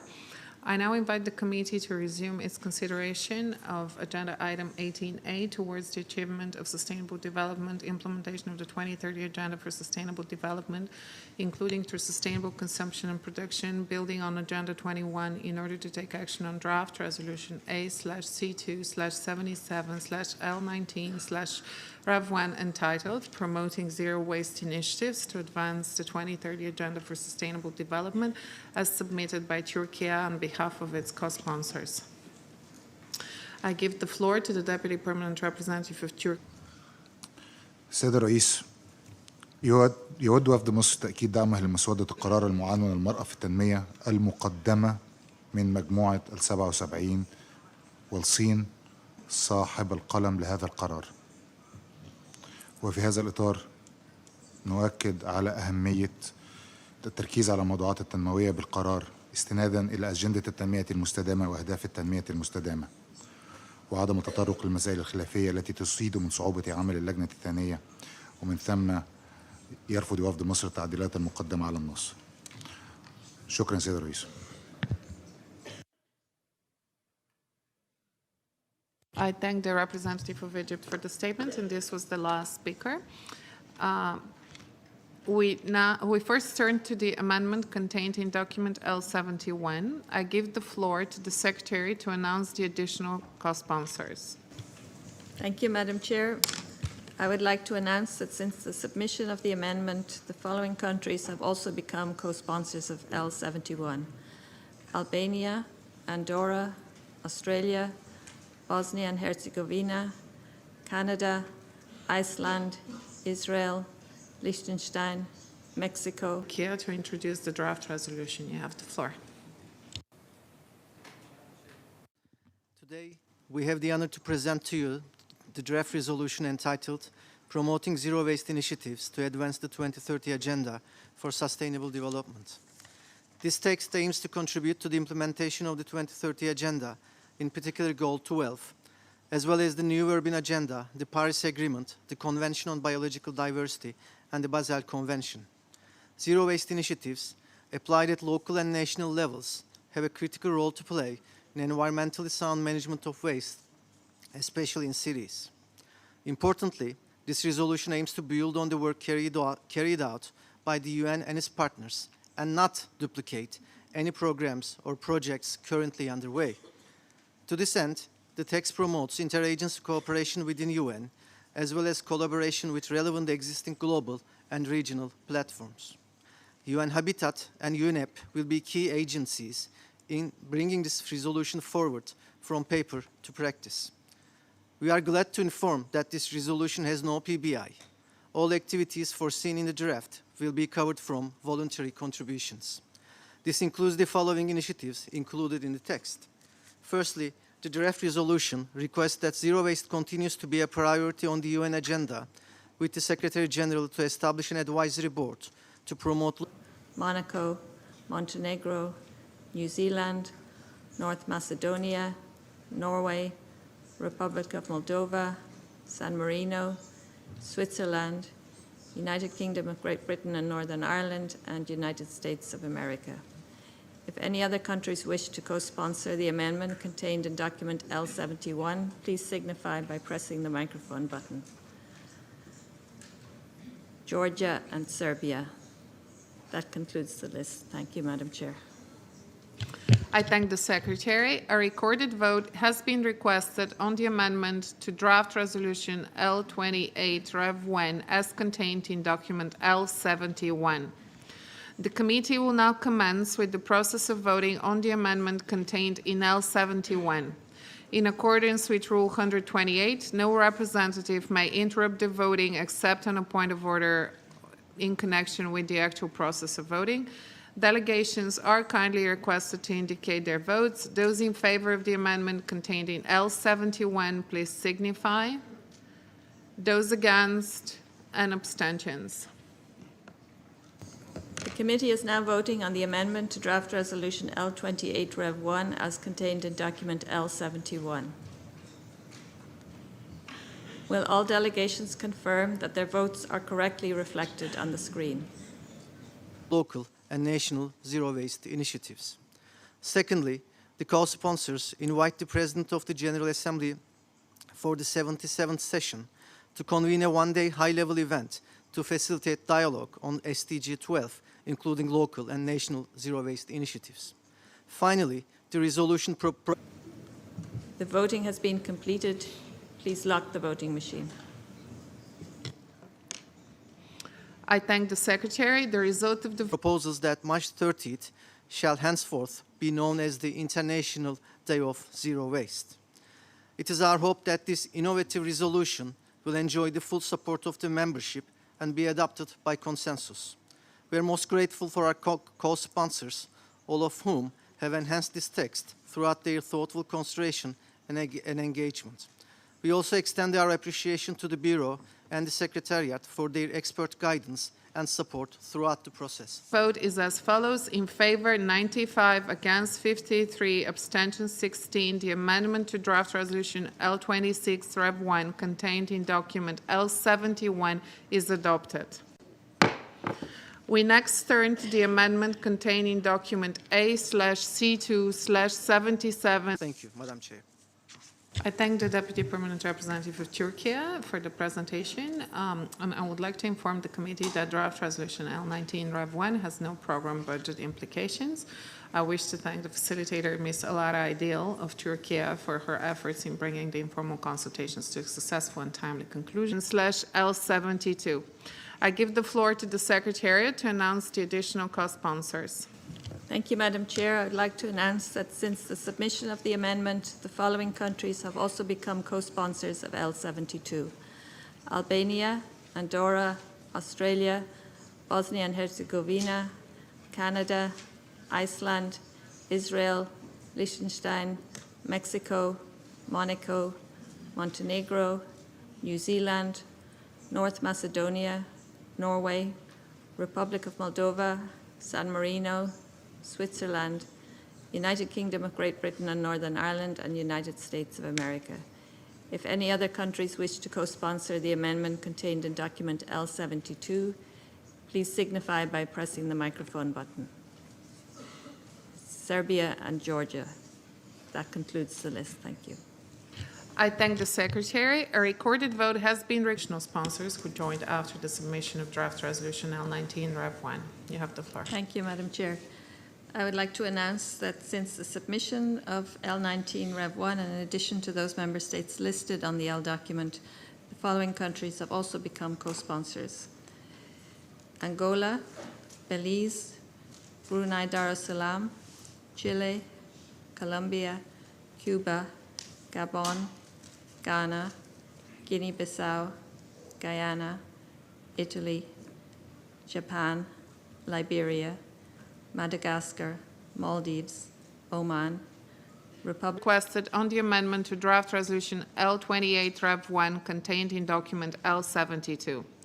The committee will now commence with the process of voting on the amendment of Moldova, Saudi Arabia, Solomon Islands, Suriname, Sweden, Uganda, United Republic of Tanzania, Uruguay, Bolivarian Republic of Venezuela, and Zambia.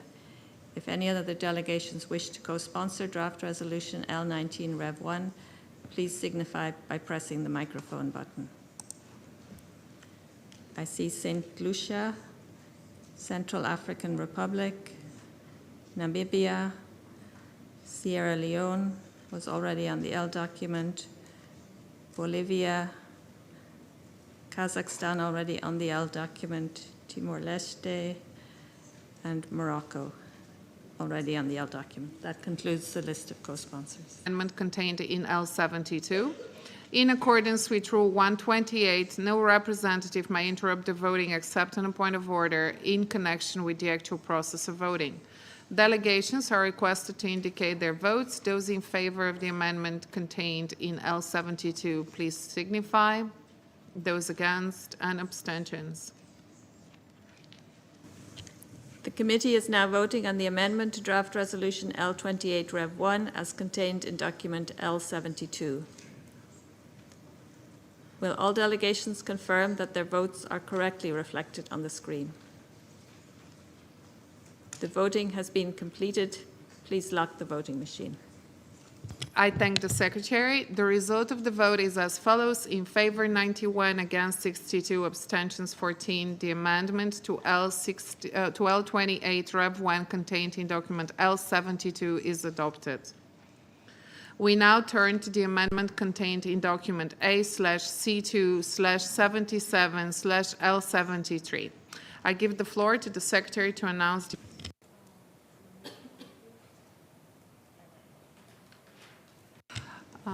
I thank the Secretary. Does any delegation wish to make a statement in connection with draft resolution L19 Rev 1? I see no request for the floor. May I take it that the committee wishes to adopt draft resolution L19 Rev 1? I hear no objection. Draft resolution L19 Rev 1 is adopted. Does any delegation wish to additional co-sponsors?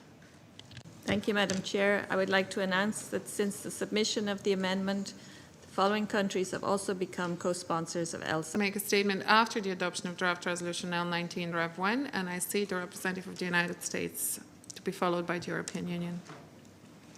Thank you. On behalf of the United States, I would like to extend our thanks to the facilitator for the successful shepherding of this resolution. We are pleased to join consensus on this resolution. The United States supports efforts at all levels to promote the environmentally sound management of waste. We view zero-waste approaches as part of a wide set of solutions to enhance and improve waste management. We appreciate the efforts of the General Assembly to elevate the profile of zero-waste approaches and look forward to them contributing to environmentally sound waste management overall. Regarding references to the 2030 Agenda for Sustainable Development and the Addis Ababa Action Agenda, 73. Albania, Andorra, Australia, Bosnia and Herzegovina, Canada, Iceland, Israel, Liechtenstein, Mexico, Monaco, Montenegro, New Zealand, North Macedonia, Norway, Republic of Moldova, San Marino, Switzerland, United Kingdom of Great Britain and Northern Ireland, and United States of America. If any other countries wish to co-sponsor the amendment contained in document L73, please signify by pressing the microphone button. I see Georgia and Serbia. That concludes the list. Thank you. I thank the Secretary. A recorded vote has been requested on the amendment to draft resolution L28 Rev 1 contained in document L73. The committee will now commence with the process of voting on the amendment contained in L73. Delegations are kindly requested to indicate their votes. Those in favor of the amendment contained in L73, please signify. Those against and abstentions. The committee is now voting on the amendment to draft resolution L28 Rev 1 as contained in. we refer you to our general statement delivered to the 77th General Assembly Second Committee session earlier this afternoon. Thank you. I thank the representative of the United States for the statement, and I now give the floor to the representative of the European Union. Thank you, Madam Chair. I have the honor to deliver this statement on behalf of the European Union and its member states. The candidate countries Montenegro, Serbia, Albania, Ukraine, and the Republic of Moldova, as well as Monaco, aligned themselves with this statement. The European Union and its member states joined consensus today on the resolution promoting zero-waste initiatives to advance the 2030 Agenda for Sustainable Development, and we call for the implementation of this resolution to adhere strictly to the modalities we agreed upon. The adoption of this resolution should not lead to duplication with existing work, inter alia under the Basel Convention, UNEP, UN Habitat, and the 10-year framework of programs on sustainable consumption and production patterns. The resolution does not give a new mandate to the UN system on zero waste, which are initiatives contributing to the advancement of sustainable consumption and production at the local and national level. Therefore, the work of the board should be strictly limited to advocacy with regard to the promotion of those local and national initiatives. Finally, we believe that zero waste initiatives can contribute to a more circular economy, allow a more sustainable management of natural resources, and reduce greenhouse gas emissions. In this context, we welcome the progress made during the negotiations by including references to the UNEA circular economy. Document L73. Will all delegations confirm that their votes are correctly reflected on the screen? The voting has been completed. Please lock the voting machine. I thank the Secretary. The results of the vote is as follows. In favor, 90, against 62, abstention 16. The amendment to L28 Rev 1 contained in document L73 is adopted. Does any delegation wish to make a statement following the action on any or all of the three amendments just considered? I see the representative of Saudi Arabia. شكرا سيد الرئيس. يود وفد بلادي التعبير عن شكره وتقديره للميسرين من المملكة المغربية وجمهورية السلفادور على جهودهما في تيسير مشروع القرار المعنون المرأة في التنمية، كما يتقدم بالشكر للمنسقين بالنيابة عن مجموعة 77 وصي من جمهورية غامبيا ودولة إريتريا على جهودهم خلال المفاوضات على مشروع القرار، ويود أن يقدم هذا البيان لتعليل التصويت. لقد شارك وفد بلادي بشكل بناء في المفاوضات بشأن مشروع القرار and to zero waste initiatives contributing to the objectives of that resolution. I thank you. I thank the representative of the European Union for the statement. نظرا لإيمان بلادي بموضوعه الذي يؤكد على أهمية دور المرأة وتمكينها في التنمية. يندرج هذا القرار ضمن مواضيع التنمية. And I see no further requests for the floor, so we move on to the next resolution. I now invite the committee to take action on draft resolution L44 entitled Promoting Sustainable Consumption and Production Patterns for the Implementation of the 2030 Agenda for Sustainable Development, building on Agenda 21, as submitted by the Vice Chair, Mr. Ahmed Magdi, on the basis of informal consultations on draft resolution L21 submitted by Pakistan on behalf of the Group of 77 in China. I would like to inform the committee that draft resolution L44 has no program budget implications. I wish to thank the facilitators, Ms. Margot St. John Sebastian of Antigua and Barbuda and Ms. Sophie Sandstrom of Finland for their efforts in bringing the informal consultations to a successful and timely conclusion. I also thank delegations for their active participation and constructive engagement in the negotiations. Does any delegation wish to make a statement in connection with draft resolution L44? I see no requests for the floor. May I take it that the committee wishes to adopt draft resolution L44? I hear no objection. Draft resolution L44 is adopted. Does any delegation يركز على مسألة في غاية الأهمية، ألا وهي تمكين المرأة في التنمية، ولا ينبغي لهذا القرار أن يفقد تركيزه على هذا الجانب الإنمائي بمحاولة إدخال لغات خلافية أو غير متفق عليها بالأمم المتحدة. وعليه يود وفد بلادي أن يعبر عن النأي عن المصطلحات الواردة. wish to make a statement after the adoption of draft resolution L44? I see the representative of the European Union.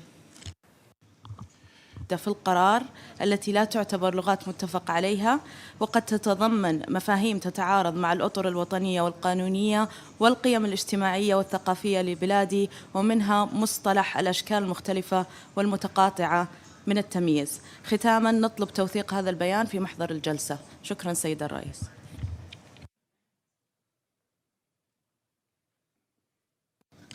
I thank the representative of Saudi Arabia for the statement, and I now give the floor to the representative of Guatemala, to be followed by Egypt. Muchas gracias, señora presidenta. En línea con la declaración pronunciada al inicio de esta sesión, Guatemala ha votado. Thank you, Madam Chair. I have the honor to deliver this statement on behalf of the European Union and its member states, the candidate countries Turkey, Montenegro, Serbia, Albania, Ukraine, and the Republic of Moldova, the potential candidate countries Bosnia and Herzegovina and Georgia, as well as Monaco, aligned themselves with this statement. At the outset, we would like to favor de las propuestas de enmiendas en apoyo al texto trabajado por los cofacilitadores Marruecos y El Salvador, dado el extenso proceso de negociación que consideramos refleja una visión equilibrada en vista de las tan diferentes visiones dentro de la membresía. Respecto a los resultados de la Plataforma de Acción de Beijing y de la Conferencia Internacional sobre Población y Desarrollo, thank the co-facilitators from Belize and Finland, as well as the Secretariat and all delegations involved in these negotiations. Today's consensus on this resolution underlines once more the universal relevance of sustainable consumption and production for the sustainable transformation of our economies and for the implementation of the 2030 Agenda. After 2 years of limited negotiations, we engaged this year with the key aim to update this resolution, reflecting the ambition and action orientation of recent commitments made by the Member States and the UN system on the subject. While the consensus we have reached does not fully comply with the initial desire of the group, we jointly made some considerable progress this year. We welcome in particular the reference to the decision of the Board of the 10-year framework of programs on sustainable consumption and production patterns to approve the Global Strategy for Sustainable Consumption and Production 2023. Guatemala considera oportuno reiterar que mantiene las reservas expresadas en su momento a dichos documentos, en línea con nuestro firme compromiso de garantizar la protección de la vida humana desde su concepción. Todo ello tomando en consideración que el Estado se organiza para proteger a la persona y a la familia, tal como lo establece nuestra Constitución Política de la República. Muchas gracias. I thank the representative of Guatemala for her statement, and I now give the floor to the representative of Egypt, to be followed by Nigeria. شكرا سيد الرئيس. سيد الرئيس، كما ذكرنا من قبل نود التأكيد على أهمية التركيز في هذا القرار على الموضوعات التنموية استنادا إلى أجندة التنمية 2030 وأهداف التنمية المستدامة، وعدم التطرق للمسائل الخلافية ومن ثم تتحفظ مصر على استخدام الأنماط متقاطعة للتمييز، وهي الصياغات التي لا تحمل معنى واضحا، بعكس الصياغات الخاصة بمنع كافة أشكال التمييز التي تعد صياغة شاملة وتوافقية.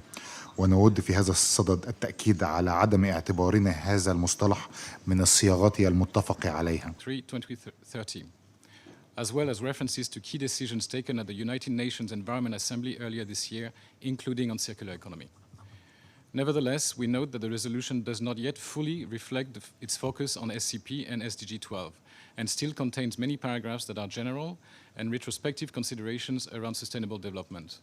We are looking forward to further streamline the text and to jointly strengthen the forward-looking and action-oriented aspiration of this resolution in the next session. I thank you. ونرجو تضمين هذا البيان في محضر الجلسة. شكرا سيد الرئيس.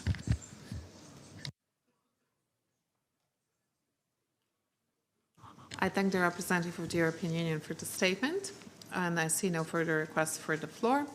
In light of the adoption of draft resolution L44, I understand that draft resolution L21 is withdrawn by its sponsors.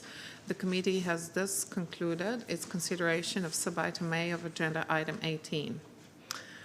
I now invite the committee to resume its consideration of agenda item 18B, follow-up to and implementation of SID's accelerated modalities of action, Samoa, also known as Samoa Pathway, and the Mauritius strategy for the further implementation of the program of action for the sustainable development of small island developing states in order to take action on draft resolution A/C2/77/L43 entitled Towards the Sustainable Development of the Caribbean Sea for Present and Future Generations, as submitted by the Vice Chair, Mr. Ahmed Magdi, on the basis of informal consultations on draft resolution. I thank the representative of Egypt for his statement, and I give the floor to Nigeria to be followed by the United States. Thank you, Madam Chair. I have the honor to deliver the following remarks on behalf of the delegations of Algeria, Ethiopia, Eritrea, the Gambia, Iran, Malaysia, Niger, Nigeria, Senegal, Sudan, Yemen, and Syria. Our group of countries' support for the Women in Development Resolution is principled on our firm commitment to the empowerment of women in the three dimensions of sustainable development, namely economic, social, and environmental. Madam Chair, the results of the vote speak for themselves. The delegations who raised concerns about the inclusion of controversial elements into the text are sovereign member states and not a small minority group of countries. It is deeply regrettable that the amendments tabled on this important G77 and China text seek to manifest an incomprehensible attempt to import controversial notions to UN documents and thus L23 submitted by Pakistan on behalf of the Group of 77 in China. I would like to inform the committee that draft resolution L43 has no program budget implications.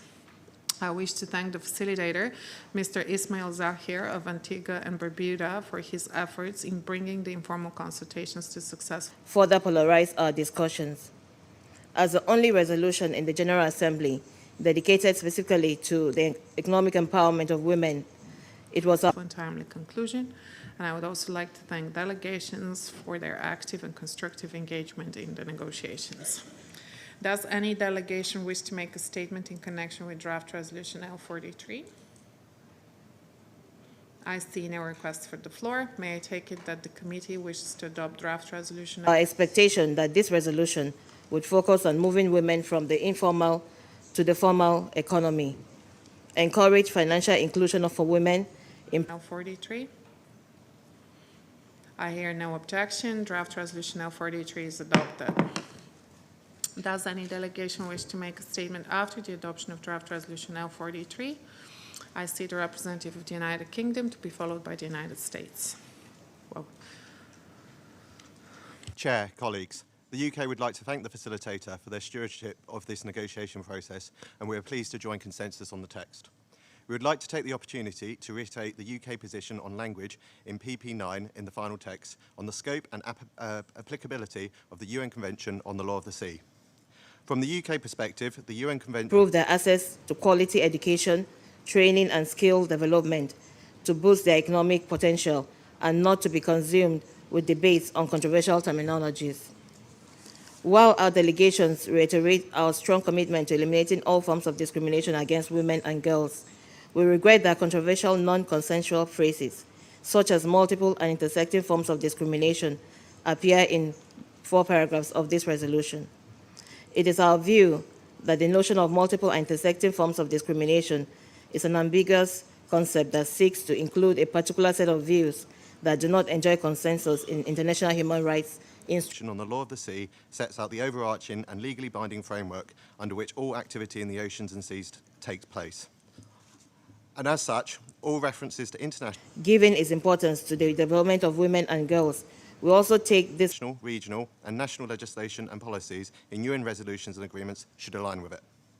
The UK continues to support the language in the UN General Assembly 6th opportunity to disassociate ourselves from the references to these controversial phrases and its applicability in our national context. Committee Omnibus Resolution on Oceans and the Law of the Sea as the authoritative source of any reference to the Convention in UN resolutions or agreements. Thank you.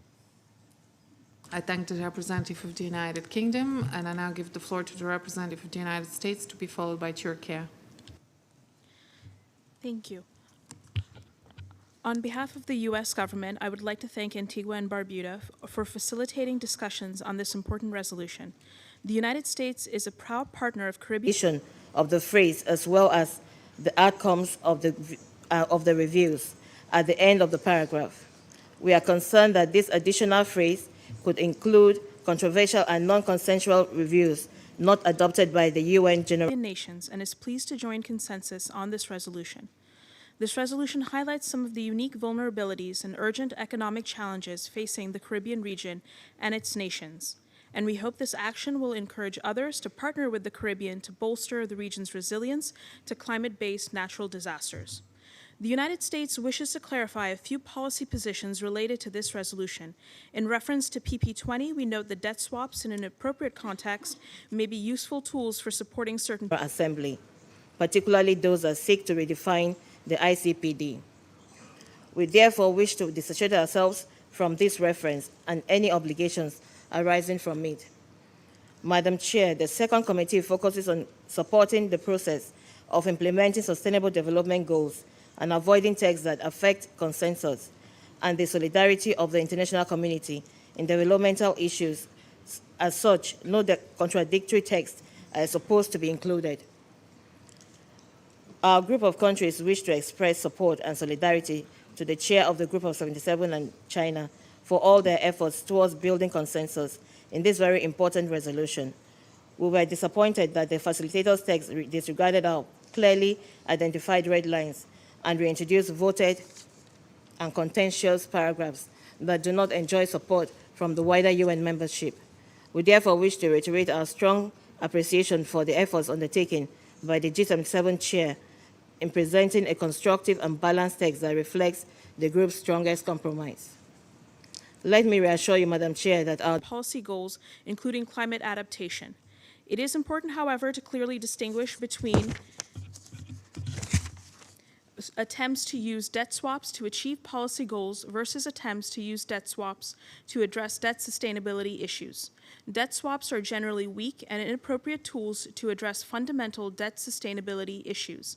Debt swaps cannot resolve large-scale debt crises, nor can they replace reform-backed IMF programs and debt treatments designed to restore long-run debt sustainability in specific cases. To be clear, we emphasize that we do not support the usage of debt swaps to address debt sustainability. Delegations will continue to support all efforts to fulfill the global objectives of empowering all women and girls in line with the Agenda for Sustainable Development. Other relevant issues, and we do not recognize this language as indicating our support for such. For our position on the transfer of technology, trade, and the World Trade Organization, we refer delegations to our general statement delivered earlier this afternoon. Thank you. I thank the representative of the United States, and I now UN consensually agreed outcome documents and consistent with our national views, laws, and development priorities. I thank you. I'll give the floor to Turkey, to be followed by the European Union. Thank you, Madam Chair. Turkey welcomes the adoption by consensus of the resolution towards the sustainable development of the Caribbean Sea for present and future generations. Turkey joined consensus as the resolution addresses important issues regarding the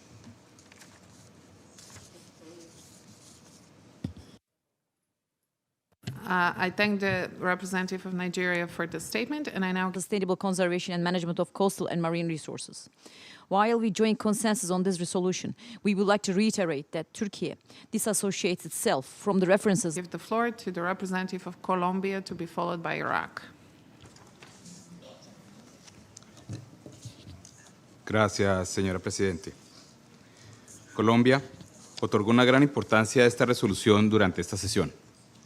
Mi delegación dedicó largas horas a las jornadas de negociación en las que buscó retomar elementos del lenguaje adoptado en el 2019 y fortalecer aspectos como el reconocimiento y redistribución del trabajo no remunerado, la salud menstrual y la participación made in this resolution to the United Nations Convention on the Law of the Sea. These references cannot be construed as a change in the legal position of Turkey with regards to the concerned instrument. Thank you, Madam Chair.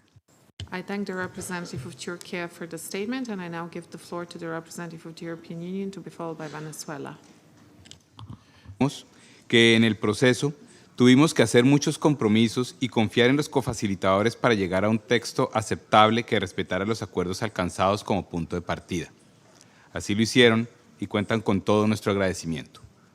Las enmiendas que acabamos de votar para preservar la integridad de este texto ponen en el foco de la discusión las formas múltiples e interseccionales de discriminación. Para mi país, la interseccionalidad propone examinar las situaciones en las que convergen diversos tipos de discriminación. Thank you, Madam Chair. I have the honor to deliver this statement on behalf of the European Union and its member states, the candidate countries Montenegro, Serbia, Albania, Ukraine, and the Republic of Moldova. No solo como una suma que incrementa la carga de desigualdad que pesa sobre una persona, sino como una situación que produce experiencias sustantivamente diferentes. The potential candidate countries Bosnia and Herzegovina and Georgia, as well as Monaco, align themselves with this statement. The European Union and its member states welcome the adoption by consensus of the resolution towards the sustainable development of the Caribbean Sea for present and future generations. We thank Antigua and Barbuda for their engagement and leadership in facilitating the negotiations. The European Union especially welcomes the reference to the UN Ocean Conference Political Declaration that includes a call for urgent action to achieve SDG 14 targets, especially those that matured in 2020. It is also crucial that the resolution underlines the cumulative human impacts on the oceans and the important role played by ecosystems. Varias veces hemos escuchado que este enfoque, originado en el análisis de las formas diferenciadas de discriminación hacia las mujeres afrodescendientes, tiene un carácter controversial o que no pertenece a las discusiones sobre desarrollo. ¿Cómo puede ser controversial, por ejemplo, reconocer services that healthy oceans provide? While we join consensus on this resolution, we would like to express our views regarding the language used in PP9 to refer to the United Nations Convention on the Law of the Sea. This formulation is not consistent with agreed language in the Omnibus Resolution on Oceans and the Law of the Sea, which in our view is and should remain the authoritative source of any reference to the Convention in resolutions of the UN General Assembly. In this respect, we wish to reiterate that by establishing the legal framework within which all activities in the ocean... Una mujer campesina enfrenta más dificultades para el acceso a la educación que una mujer que vive en la ciudad. ¿Es acaso impensable que en este foro discutamos las dificultades de las mujeres indígenas para acceder a servicios de salud de calidad que respeten sus culturas? ¿Podemos alcanzar un desarrollo sostenible sin identificar y abordar las causas de las bajas tasas de participación en la economía de las mujeres con discapacidad? Señora Presidente, todos estos son ejemplos de características individuales que se superponen y que no pueden abordarse de manera aislada. Las personas experimentan la discriminación de manera diferente. Si no entendemos cómo se producen las desigualdades, nunca podremos superarlas. Una política pública que desconozca esos elementos y no... must be carried out. The Convention promotes stability of the law as well as maintenance of international peace and security. The universal character of the Convention is evidenced in its universal language and purpose, in the commitment to settle all law of the sea issues on the basis that they are interrelated and need to be considered as a whole, and in its... favor de sus causas está llamada al fracaso. ¿Cómo puede esto no ser relevante para el desarrollo? Para Colombia, un país diverso y multicultural. Almost universal participation. In addition, international jurisprudence has long accepted that its provisions either embody or reflect customary international law. In concluding, joining consensus on the adoption of this resolution does not imply agreement with the language used in PP9, nor support for its use in any other resolution in the future. I thank you. I thank the representative of the European Union, and I now give the floor to the representative of Venezuela, to be followed by Iran. El desarrollo sostenible solo puede alcanzarse a través de un enfoque verdaderamente transformador que responda a las necesidades de aquellos que se enfrentan a múltiples obstáculos, entre otros por su identidad u origen. Por eso, es lamentable que se hayan tenido que presentar enmiendas a un texto que, trayendo el lenguaje acordado de la misma resolución, pretende simplemente reconocer las dificultades de millones de mujeres y niñas en el mundo. En honor a... Muchas gracias, señora presidenta. La República Bolivariana de Venezuela no es Estado parte de la Convención de las Naciones Unidas sobre el Derecho del Mar. Por lo tanto, sus normas no le son aplicables en cuanto a derecho convencional ni tampoco como costumbre internacional, salvo aquellas que expresamente el Estado venezolano ha reconocido o reconociera en el futuro mediante la incorporación de estas a la legislación nacional. Adicionalmente, las razones que han impedido a nuestro país hacerse parte de tal instrumento aún persisten en el tiempo. Señora Presidenta, en aras del consenso, nuestra delegación se suma a la aprobación de la resolución. No obstante, expresa reservas con respecto al contenido del párrafo preambular 9 en virtud de no ser Estado parte de la CONVEMAR. Muchas gracias, señora Presidenta. Las mujeres y niñas, en toda su diversidad, Colombia seguirá apoyando y votando a favor de estos elementos. Esperamos que la próxima vez que nos reunamos a discutir este ítem de agenda, el texto de esta resolución sea la base de las negociaciones, de manera que las delegaciones podamos enfocar nuestros esfuerzos en continuar fortaleciendo su contenido para entregar un resultado ambicioso en beneficio de todas las mujeres y niñas en toda su diversidad. Muchas gracias, señor presidente. I thank the representative of Colombia for his statement, and I now give the floor to the representative of Iraq, to be followed by Cameroon. Thank the representative of Venezuela for her statement, and I now give the floor to the representative of Iran. You have the floor, sir. Thank you so much, Madam Chair, for giving me the floor. My delegation is pleased to join the Resolution A/C2/77/L43. While we join the consensus, my delegation disassociates itself from the references made to the UN Convention on the Law of the Seas in the text of this resolution. Thank you. Achieving a resilient and sustainable recovery from the COVID-19 pandemic is required during the decade of action. While my delegation wishes to reiterate its strong commitment towards that end and its support to this resolution submitted by G77 and China, however, it would like to disassociate from the following references, which shift the text away from its main area of focus. The reference to the term of multiple and intersecting forms of discrimination. My delegation would like also to stress that its understanding of interpretations of this term only refers to categories of discrimination prohibited under our domestic laws and does not refer to any non-consensual concepts. With respect to OP7 bis, my delegation disassociates from the addition of the phrase as well as the outcomes of the reviews at the end of the paragraph. My delegation concerned that this additional phrase could include controversial... I thank the representative of Iran for his statement. This was the last request for the floor. In light of the adoption of draft resolution L43, I understand that draft resolution and non-consensual reviews, and therefore wish to disassociate ourselves from this reference and any obligations arising from it. L23 is withdrawn by its sponsors. I now invite the committee to resume its consideration of agenda item 18J in order to take action on draft resolution A/C2/77/L42 Rev1 entitled Combating Sand and Dust Storms, as submitted by Pakistan on behalf of the group of 77 in China. I would like to inform the committee that draft resolution L44 Rev1 has no program budget implications. I wish to thank the facilitator of the draft resolution, Mr. Mamadou Soul Gueye of Senegal, for his efforts in bringing the informal consultations to conclusion. I also thank delegations for their active participation and constructive engagement in the negotiations.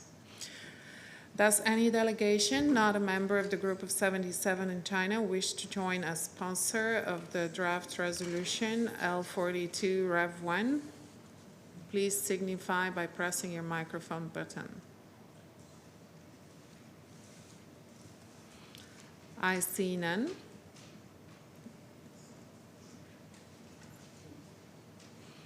A recorded vote has been requested on draft resolution L40 Kazakhstan. Is that to correspond?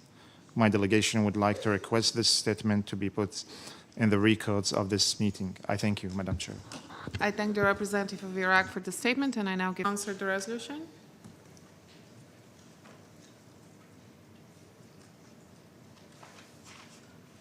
Okay, I assume it was a mistake. The floor to the representative of Cameroon.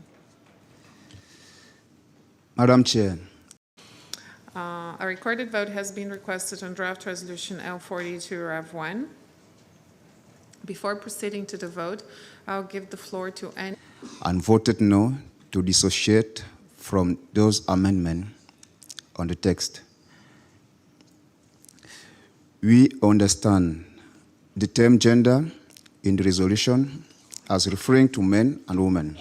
Furthermore, my delegation recalls that the commitment we all agree on while adopting the SDGs were focused on people to end poverty and hunger, on planet to protect the planet from degradation, on prosperity to ensure. Any sponsored delegation wishing to make a general statement in connection with the draft proposal, or to any non-sponsored delegation wishing to make a statement in explanation of vote. Ensure that all human beings can enjoy prosperous and fulfilling lives on peace and partnership to mobilize the means required to implement the SDGs.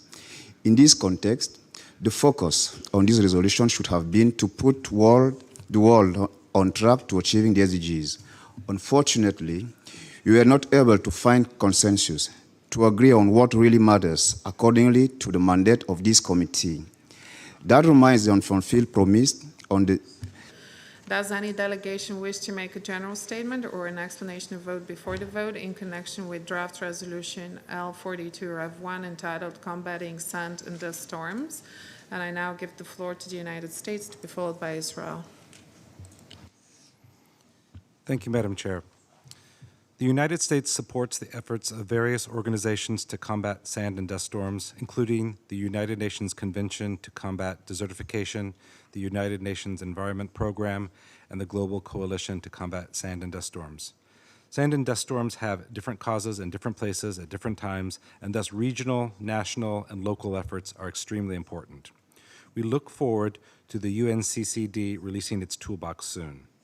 Unfortunately, due to language in the final text that reflects bias against a single UN member state, the United States must vote against the adoption of this resolution. Regarding references to the 2030 Agenda for Sustainable 0.7 GNI target for ODA, which should have been achieved 47 years ago.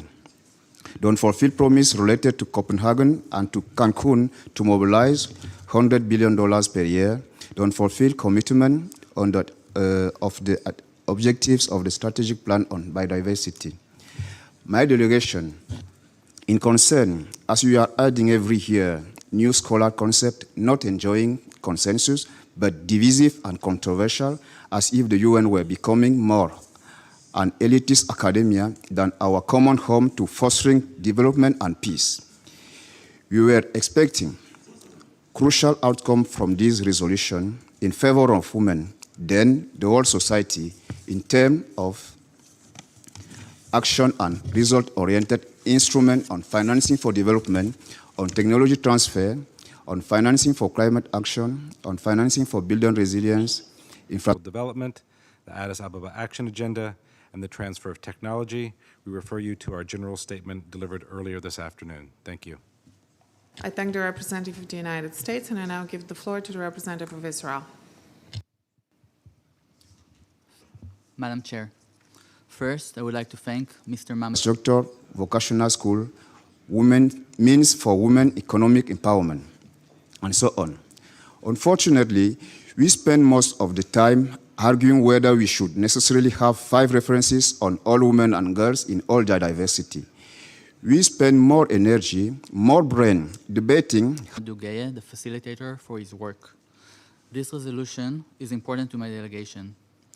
Israel is situated in a dry region and subject to sand and dust storms, beginning both at home and in other places in the region. After all, these storms know no borders. Israeli scientists and academics devote themselves to the study of sand and dust storms, and it is subject of intense work at Israel Weizmann Institute. Israel, therefore, actively participated in the negotiations. However, it's precisely because Israel viewed these issues with such seriousness that we are calling for a vote on this resolution. The resolution incorrectly refers to the identity of participants in the high-level interactive dialogue on sand and dust storms held at UN headquarters. The reference is factually incorrect, and this misrepresentation was deliberately included. My delegation and others highlighted this matter during negotiations, but some chose to ignore facts and continue to insist on distorting events. We asked delegations to consider the consequences. Think of how many references to gender-based violence, comprehensive sexual education, MIFD. Sadly, we forgot the very millions of women not able today, November 24, to have a single meal for themselves, a single meal for their kids, a single glass of water for themselves, a single glass of water for their kid, drinking or not. Therefore, my delegation would like to express great concern as we are noticing a shifting from the very priorities stated in the SDGs agenda to a kind of individualistic human rights agenda not enjoying consensus and regardless the committee. While we are calling on stable, adequate, predictable funding to eradicating poverty and for climate action, some development agencies of the potential results if it becomes acceptable to represent historical events not as facts, but as we wish they might have been. Israel will not be coerced into accepting this language, not now and not in the future. We will continue to vote on this resolution year after year until the drafters decide that promoting sustainable development is more important than inserting a narrow political agenda into the work of this committee. For this reason, Madam Chair, we called for a vote. Who said that eventually, yes, there are funding from donors, but only for sexual rights and comprehensive education, but only to promoting the agenda on all women and girls in all their diversity. Madam Chair, women are resilient, brave, innovative, smart, wise, strong. They all deserve the best. They are the best among the... And call now on others to join us. Help put this chapter behind us by voting against this draft resolution. We hope that next year we will see more attention paid to sustainable development and that we can return to adopting this resolution by consensus. Thank you. I thank the representative of Israel for his statement, and I see no further requests for the floor. The committee will now commence the process of voting on draft resolution L42 Rev 1. In accordance with Rule 128 of the Rules of Procedure, the General Assembly no representative may interrupt the voting except on a point of order in connection with the actual process of voting. Delegations are kindly requested to indicate their votes. Those in favor of draft resolution L42 Rev 1, please signify. Best. They do not need the second committee to take care of them regarding menstrual health issue. No. They do not need this committee regarding their sexual education. Not at all. They need this committee on utmost global issue, critical global concern, and global threat which responsibility or challenge is to be tackled globally by all of us and all together without exception. It is in this spirit of mutual respect, consensus, and multilateralism, strengthen solidarity and partnership that we could free the human race from the tyranny of poverty. It is all together that... Those against and abstentions. The committee is now voting on draft resolution L42 Rev 1. We could heal and secure our planet. That's the pledge from my country, a woman, a girl, a man, orphan. Muchísimas gracias. Abungan. I thank the representative of Cameroon for his statement, and I now give the floor to the representative of Pakistan. Thank you, Madam Chair. I have the honor to make these remarks in my national capacity. The government of Pakistan is fully committed to the empowerment of women in all three dimensions of sustainable development, namely economic, social, and environmental, in line with SDG 5 of the 2030 Agenda. We greatly value the work and discussion. One entitled Combating Sand and Dust Storms. Thailand, you've probably pressed the button by mistake. Thank you. Will all delegations confirm that their votes are correctly reflected on the screen? The voting has been completed. Please lock the machine. I thank the Secretary. The result of the vote is as follows. In favor, 174, against 2, abstentions 2. Draft Resolution L42 Rev 1 is adopted. Does any delegation wish to make an explanation of vote or a general statement after the adoption of Draft Resolution L42 Rev 1? I see no requests for the floor. The committee has thus concluded its consideration of sub-item J of Agenda Item 18. I now invite the committee to resume its consideration of Agenda Item 19, follow-up to the implementation of the new urban agenda and strengthen On ways and means to ensure the economic empowerment of women. For this reason, we will be joining consensus on the resolution as a whole. However, there are some references in the resolution which remain a concern for our delegation. Whilst our delegation reiterates our strong commitment to eliminating all forms of discrimination against women and girls, as agreed to in the 2030 Agenda, we disassociate ourselves from all references to the phrase multiple and intersecting forms of discrimination which appear in the text, as this remains an ambiguous term with possible interpretation of the United Nations Human Settlements Program, UN Habitat, in order to take action on Draft Resolution L49 of the same title as submitted by the Vice Chair, Mr. Abdulrahman Abdulaziz Fahad Al Thani, on the basis of informal consultations on Draft Resolution L39 submitted by Pakistan on behalf which we cannot endorse. With respect to OP7 bis, we disassociate from the phrase outcomes of the reviews at the end of the paragraph, as we are concerned that the additional phrase half of the group of 77 in China. I would like to inform the committee that Draft Resolution L49 has no program budget implications. I wish to is vague and could include outcomes which are not intergovernmentally agreed and have not been adopted by the General Assembly. Madam Chair, it is regrettable that consensus could not be found on each paragraph of such an important resolution.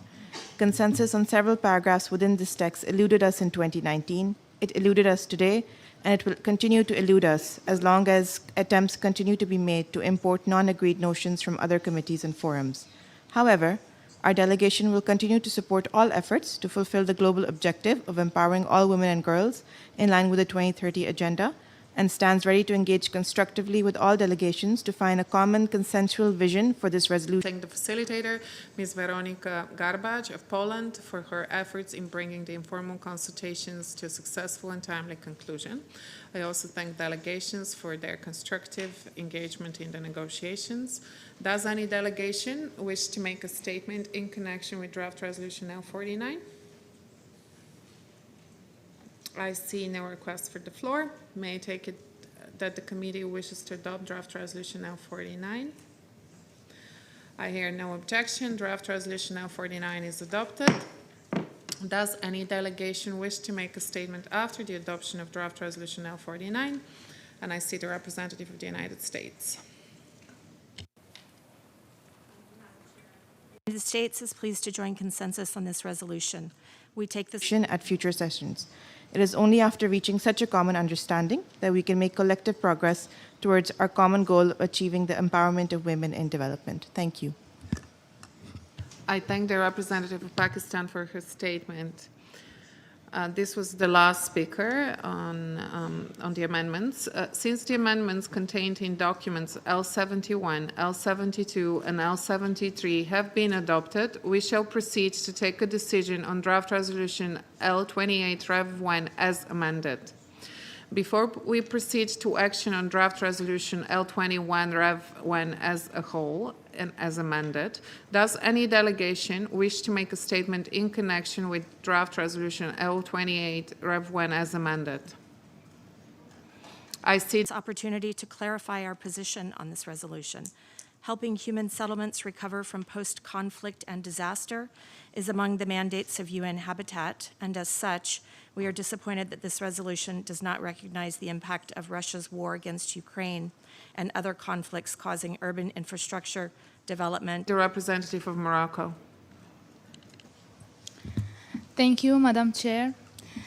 In my national capacity as one of the co-facilitators of the resolution entitled Women in Development, I would have wished to take the floor on a better note, to congratulate everyone for the outstanding and full consensual adoption of the only text that brings focus on the SDG 5 at the heart of the 2C deliberations. The discussion and environmental damage.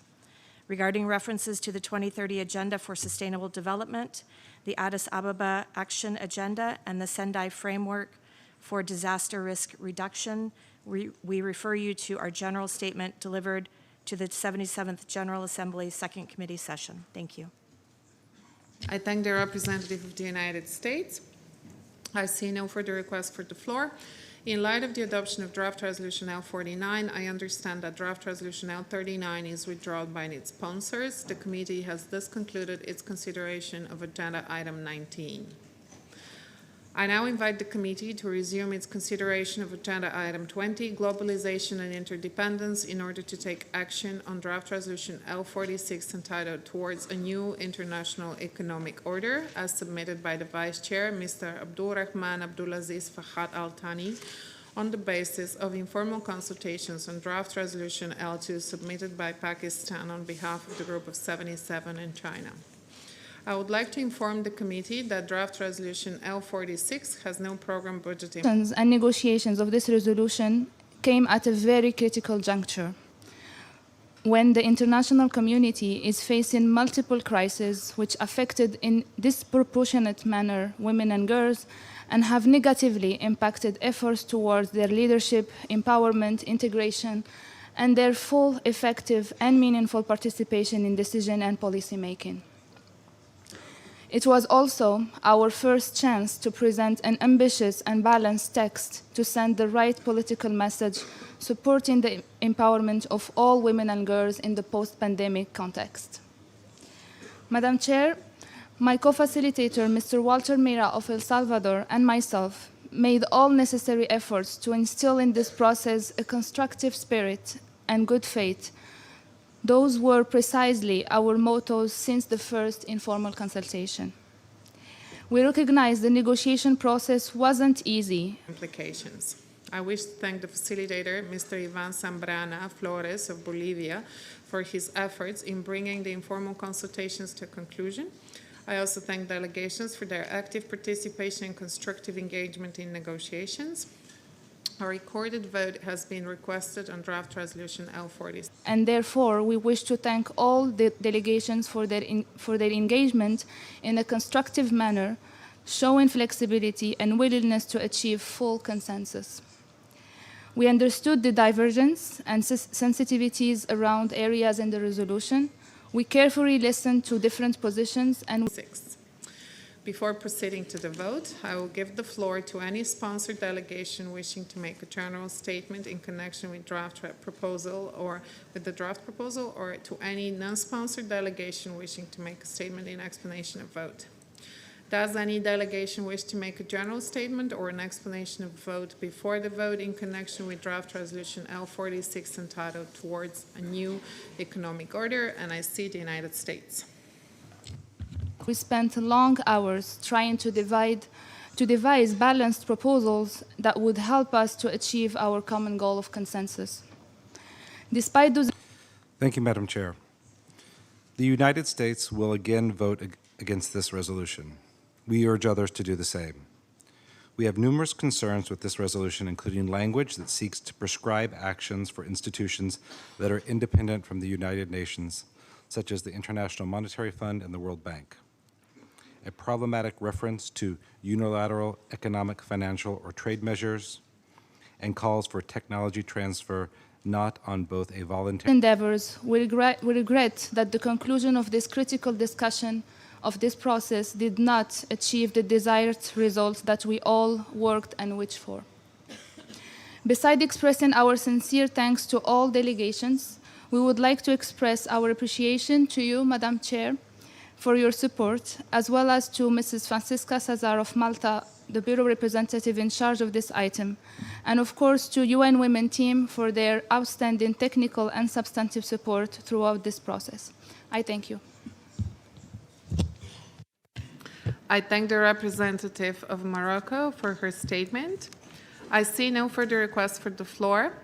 I would like to express my sincere appreciation to you, Ms. Miriam Hamdoumi and Mr. Walter. basis and on mutually agreed terms. As in prior years, it contains unacceptable reference to foreign occupation. For elaboration on these and other issues in the resolution, we refer you to the U.S. General Statement delivered earlier today. Thank you. I thank the representative of the United States. I see no further requests for the floor. The committee will now commence the process of voting on draft resolution L46. Delegations are kindly requested to indicate their votes. Those Mir of El Salvador, for your hard work as co-facilitators on this resolution. I know it wasn't easy. May I take it that the committee wishes to adopt draft resolution L28 Rev 1 as amended? I hear no objection. It is so decided. Does any delegation wish to make a statement after the adoption of the draft resolution as amended? I see the representative of Czech in favor of draft resolution L46. Please signify. Those against and abstentions. The committee is now voting on draft resolution L46 entitled Towards a New International Economic Order.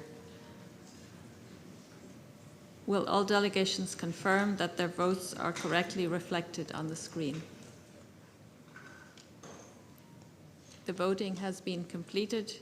Please lock the machine. I thank the Secretary. The result of the vote is as follows. In favor, 124, against 50, abstentions 2. Draft resolution L46 is adopted. Does any delegation wish to make a general statement or a statement in explanation to be followed by the Russian Federation? Thank you, Madam Chair. I have the honor to speak on behalf of the European Union and its member states, the candidate countries Montenegro, Albania, Serbia, Ukraine, and the Republic of Moldova, the potential candidate countries Bosnia and Herzegovina and Georgia, as well as Andorra, align themselves with this statement. Gender equality is a core value of the European Union. The EU is a strong and steady supporter of women and girls' full enjoyment of all human rights, the full realization of gender equality, as well as the empowerment of all women and girls. These values centrally informed our engagement with the Women in Development resolution this year. We would like to thank the facilitators and all engaged delegations. We entered the negotiations hoping to achieve a text that would send a strong message of commitment by all member states to achieving SDG 5 and helping women and girls in developing countries. Vote after the vote on draft resolution L46. And I give the floor to the representative of Czechia. Thank you, Madam Chair. I have the honor to speak on behalf of the member states of the European Union. The member states of the European Union voted against the adoption of the resolutions who face an unprecedented situation of interlinked and mutually reinforcing crisis. Instead, we found ourselves having to resolution entitled Towards a New International Economic Order in its current form. As full-fledged negotiations took place this committee season, the EU participated with a good faith, but because of two divergent positions, the consensus was impossible to reach. This voting pattern is in line with our position on the new International Economic Order resolution in 75th, 73rd, 71st, 69th, and 67 sessions. Our arguments remain therefore the same. The European Union remains convinced that Resolution 3201 and 3202 of the year 1974 do not provide a contemporary framework for addressing the multiple challenges of today's globalized world. Referencing the concepts of the mid-70s may send an inaccurate message about the UN's inability to contribute to solving the problem, to defend consensual language from several years back and unable to make progress to address the issues that are constraining women and girls in the problems of today's world and risk to marginalize the UN's role in global economic governance. As we explained during the previous year's development in 2022, the EU has long held the view that the Women in Development Resolution needs to be updated to properly reflect the central importance of the 2030 Agenda. We are therefore dismayed that while a number of other resolutions in this year's second committee were updated to reflect outcomes from relevant intergovernmental negotiations, the same was not the case for this resolution. We would have expected the resolution to reflect the strong consensual outcome on SDG 5 from this year's HLPF Ministerial Declaration.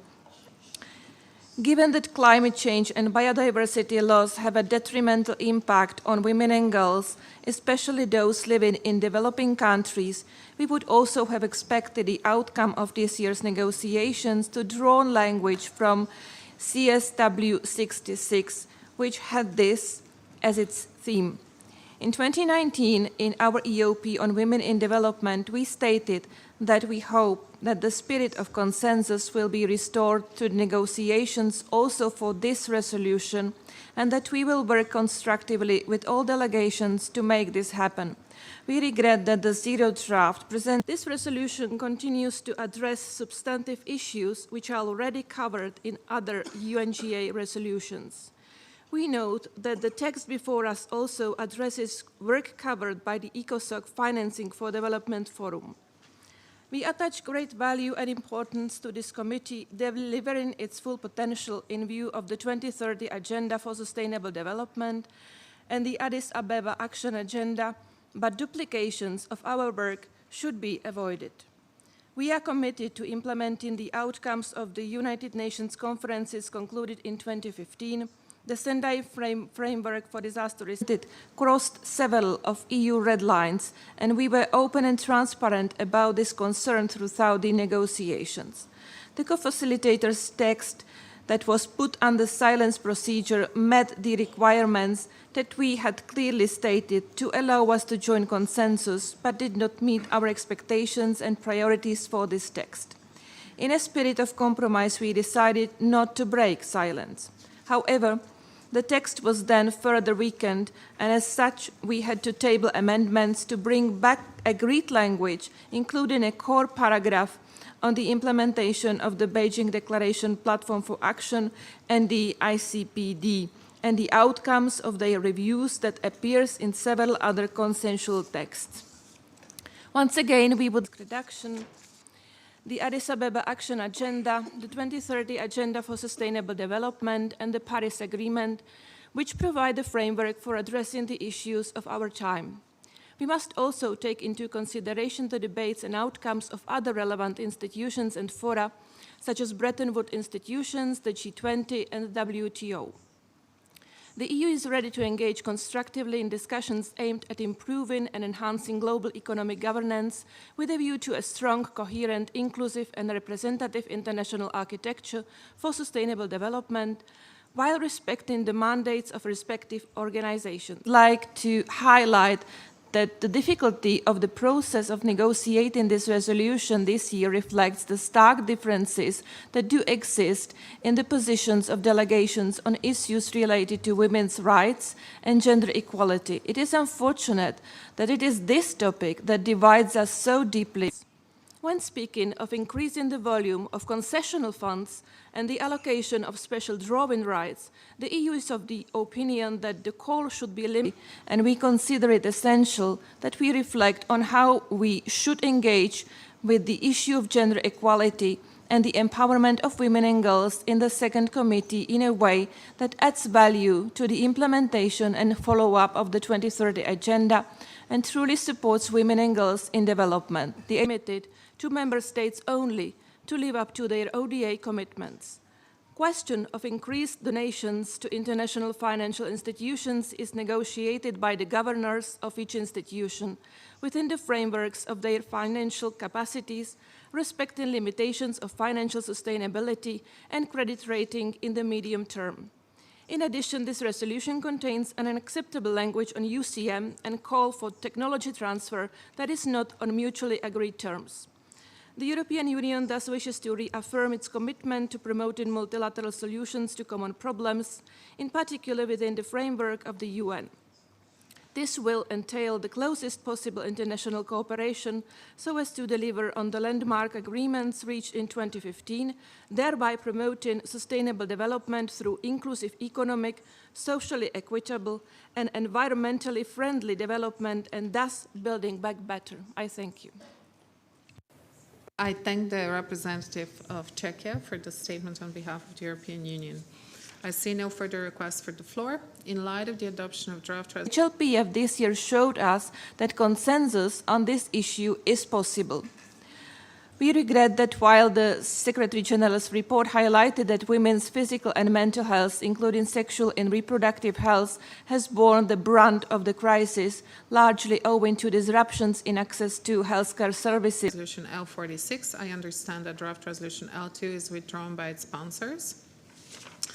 I now invite the committee to resume its consideration of agenda. An overwhelming paid and unpaid care work stresses, the resolution once again fails to include a reference to SDG 5.6.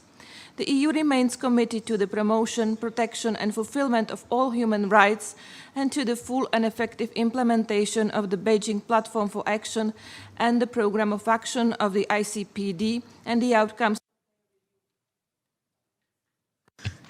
I thank the representative of Czechia for the statement, and I now give the floor to the representative. Item 20B, International Migration and Development, in order to take action on draft resolution L48 of the same title as submitted by the Vice Chair, Representative of the Russian Federation, to be followed by Saudi Arabia. Госпожа председатель, Российская Федерация придает большое значение участию женщин в развитии и привержена своим обязательствам в данной сфере. Принимая во внимание важность рассматриваемого проекта резолюции, наша делегация не стала нарушать консенсус. Вместе с тем, с сожалением отмечаем, что известная группа государств своими усилиями все больше смягчает акцент документа с расширением участия женщин в процессах развития на элементы, которые хоть... Abdulrahman Abdulaziz Fahad Al-Thani, on the basis of informal consultations on draft resolution L12 submitted by Pakistan on behalf of the Group of 77 and China. I would like to inform the committee that draft resolution L48 has no program budget implications. I wish to thank the facilitator, Ms. Leila Laura Santos of the Philippines, for her efforts in bringing the informal consultations to successful and timely conclusion. I also thank delegations for their active participation and constructive engagement in the negotiations. Does any delegation wish to make a statement in connection with draft resolution L48? I see no request for the floor. May I take it that the committee wishes to adopt draft resolution L48? I hear no objection. Draft resolution L48 is adopted. Does any delegation wish to make a statement after the adoption of draft resolution L48? And I give... важны, но напрямую к заявленной теме не относятся. Более того, эти элементы подробным образом рассматриваются в соответствующих резолюциях Третьего комитета. Разочарованы также появлением в тексте неконсенсусных и несогласованных в межправительственном формате формулировок, в частности, множественные и пересекающиеся формы дискриминации, а также некий гендерно ориентированный подход к решению вопросов. Кроме того, мы понимаем использованный в параграфе 15 преамбулы термин неравенства исключительно через призму цели 5 повестки 2030. Благодарю за внимание. The floor to Italy to be followed by the United States.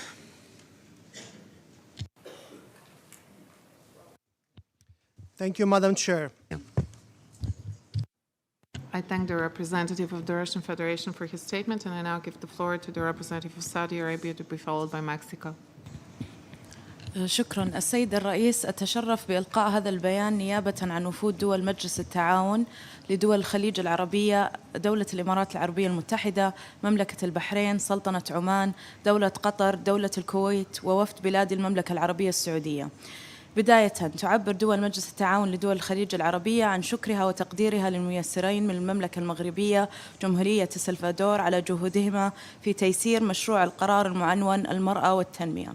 كما نتقدم بالشكر للمنسقين بالنيابة عن مجموعة 77 والصين، جمهورية غامبيا ودولة إريتريا على جهودهم في المفاوضات على هذا القرار. لقد انضمت وفود بلادنا لمشروع القرار إيمانا وتأكيدا منها على أهمية المسألة التي يتطرق لها القرار، حيث أن دولنا تدعم المرأة ودورها. Italy wishes to thank the Bureau, the facilitator, and all delegations for the engagement on this resolution. In line with the constructive engagement shown during the negotiations, Italy joined consensus on this resolution, as we have done in previous years. International migration and development are connected, as also reflected in the 2030 Agenda for Sustainable Development, and their relation is multidimensional and increasingly complex. Italy is a long-standing partner of many countries of origin and transit of migrants, with the aim to address the economic, social, environmental, security, and development challenges constituting root causes of forced migration. Italy also hosts a high number of diaspora communities and actively supports them with sustainable development projects and initiatives. In this year's resolution, we saw additional references to the Global Compact for Safe, Orderly, and Regular Migration, and to the International Migration Review Forum and its political declaration. Italy wishes to reiterate that today's adoption does not change Italy's stance on the Global Compact for Safe, Orderly, and Regular. الأساسي في أجندة التنمية والنهوض بأوطاننا. وتود وفود بلادنا الإشارة إلى مصطلحات الخدمات الصحية والجنسية والإنجابية في القرار، ونؤكد بأن بلادنا تنظر إلى هذه المسألة بشكل يتناسب مع الأطر الثقافية والمجتمعية ووفق القوانين والأنظمة الوطنية في دولنا. ختاماً نطلب تضمين هذا البيان في محضر الجلسة. شكراً سيد الرئيس. I thank the representative of Saudi Arabia, and I now give the floor to the representative of Mexico to be followed by Indonesia. Gracias, señora presidenta. México agradece a El Salvador y Marruecos por su hábil facilitación del proyecto de resolución sobre la mujer en el desarrollo, que permitió un proceso de negociación constructivo, transparente e incluyente. Por ello, mi delegación manifiesta su sorpresa ante la decisión de la presidencia del G77 y China de no respaldar el texto final circulado por los cofacilitadores. Más allá de sentar un precedente negativo, obliga a las delegaciones a cuestionar el regular migration, as stated at the moment of its adoption by the General Assembly in 2018, and in 2022, in the occasion of the adoption of the political declaration of the IMRF. We kindly ask for this statement to be reflected in the recording of the meeting. I thank you, Madam Chair. I thank the representative of Italy, and I now give the floor. El valor de sostener consultas abiertas, transparentes e incluyentes. La Agenda 2030, en particular el Objetivo 5, es muy claro al resaltar que es fundamental lograr la igualdad entre los géneros y empoderar a todas las mujeres y las niñas. Para México, es una cuestión transversal a todos los temas que se revisan en estas. To the United States to be followed by the Russian Federation. Thank you, Madam Chair. On behalf of the U.S. government, I would like to extend our thanks to the facilitator for the successful shepherding of this resolution. We are pleased to join consensus on this resolution. The United States supports fair, orderly, and humane immigration systems with appropriate legal and procedural protections that are respected for all migrants and with particular safeguards for the most vulnerable, including migrant children. In joining consensus on this resolution, we would like to clarify our views on several elements of this text. The United States noted its understanding of the International Migration Review Forum Progress Declaration in May 2022, and as several paragraphs in this resolution are drawn from the Progress Declaration, we reiterate our understanding of such language here. In December 2021, the United States issued a revised national statement on the Global Compact on migration. Asamblea General y prioritaria también. La igualdad sustantiva de las mujeres es sin duda un factor estimulante del desarrollo sostenible de los estados.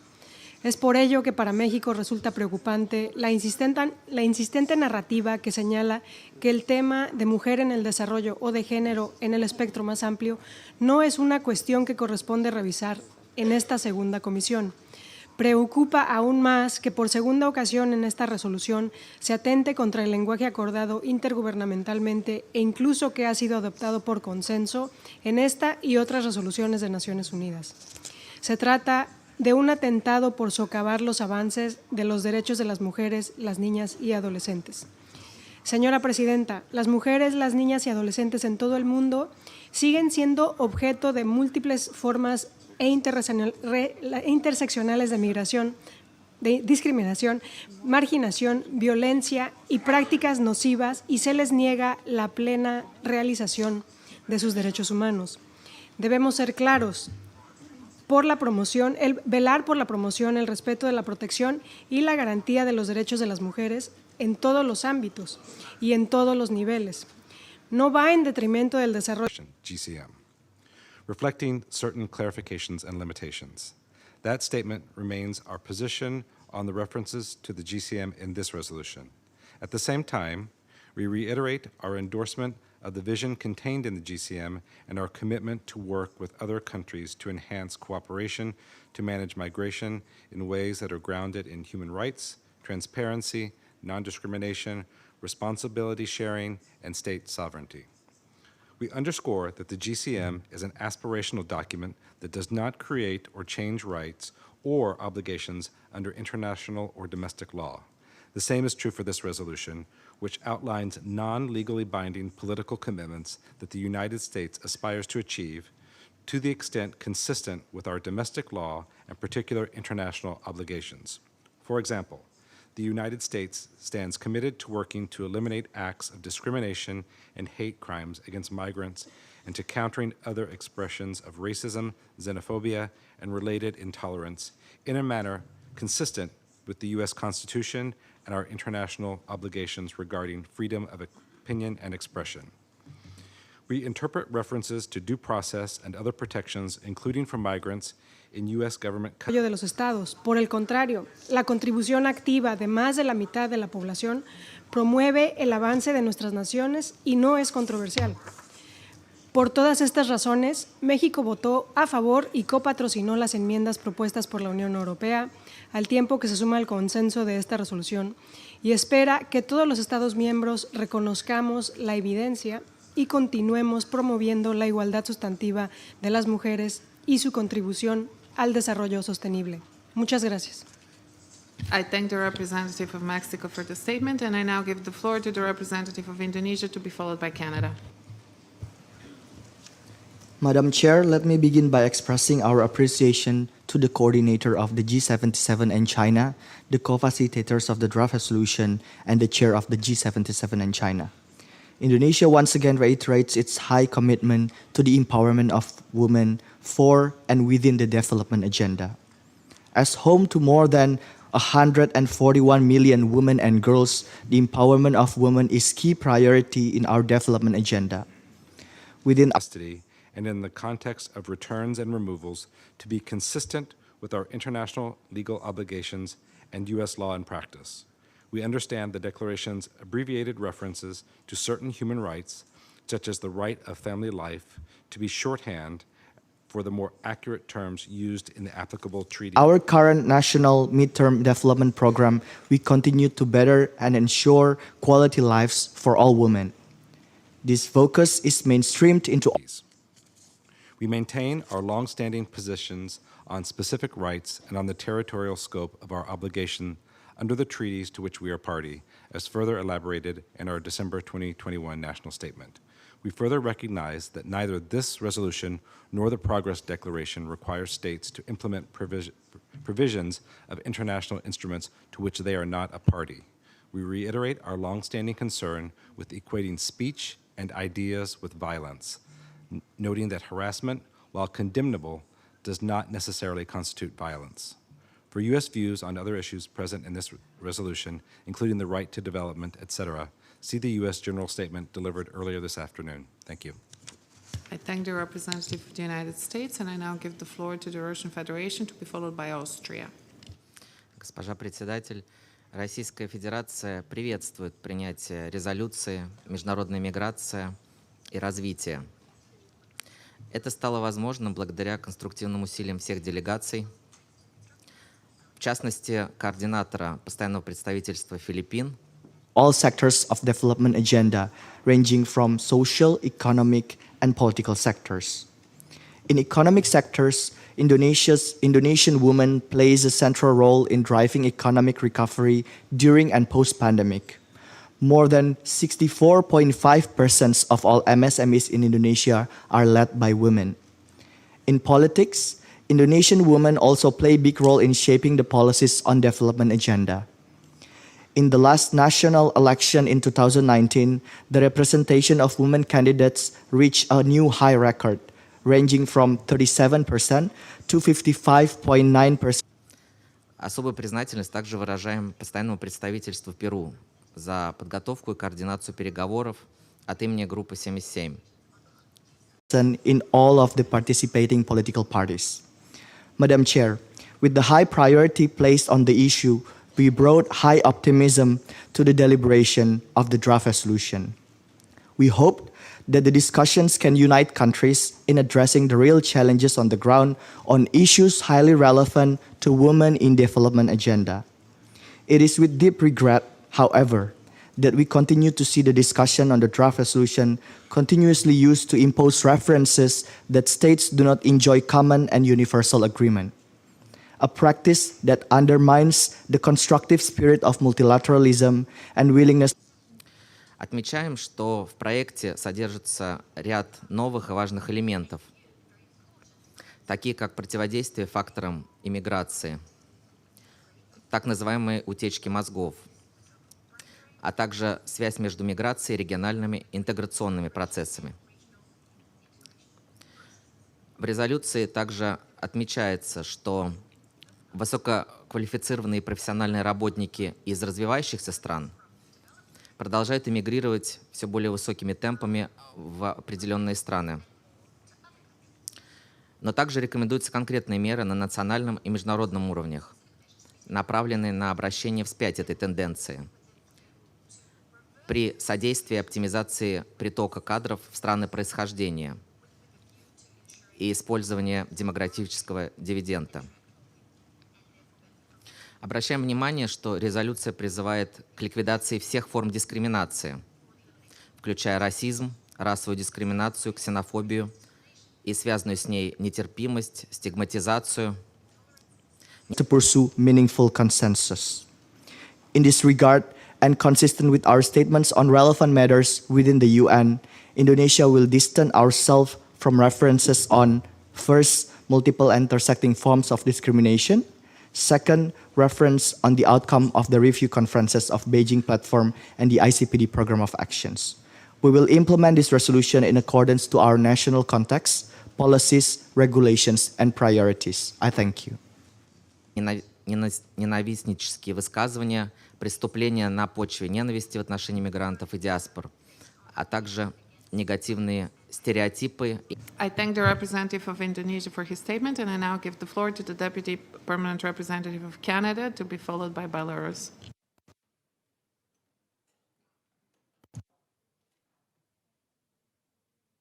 Please. Thank you. Madam Chair, I have the honor to deliver this statement on behalf of Andorra, Australia, Iceland. Вводящие в заблуждение нарративы. К сожалению, мигранты определенных национальностей и религиозных убеждений по-прежнему подвергаются необоснованному давлению и даже преследованию в странах назначения. С сожалением также отмечаем, что предложенные Israel, Liechtenstein, Mexico, New Zealand, Norway, the Republic of Korea, Switzerland, the United Kingdom, the United States, and my own country, Canada.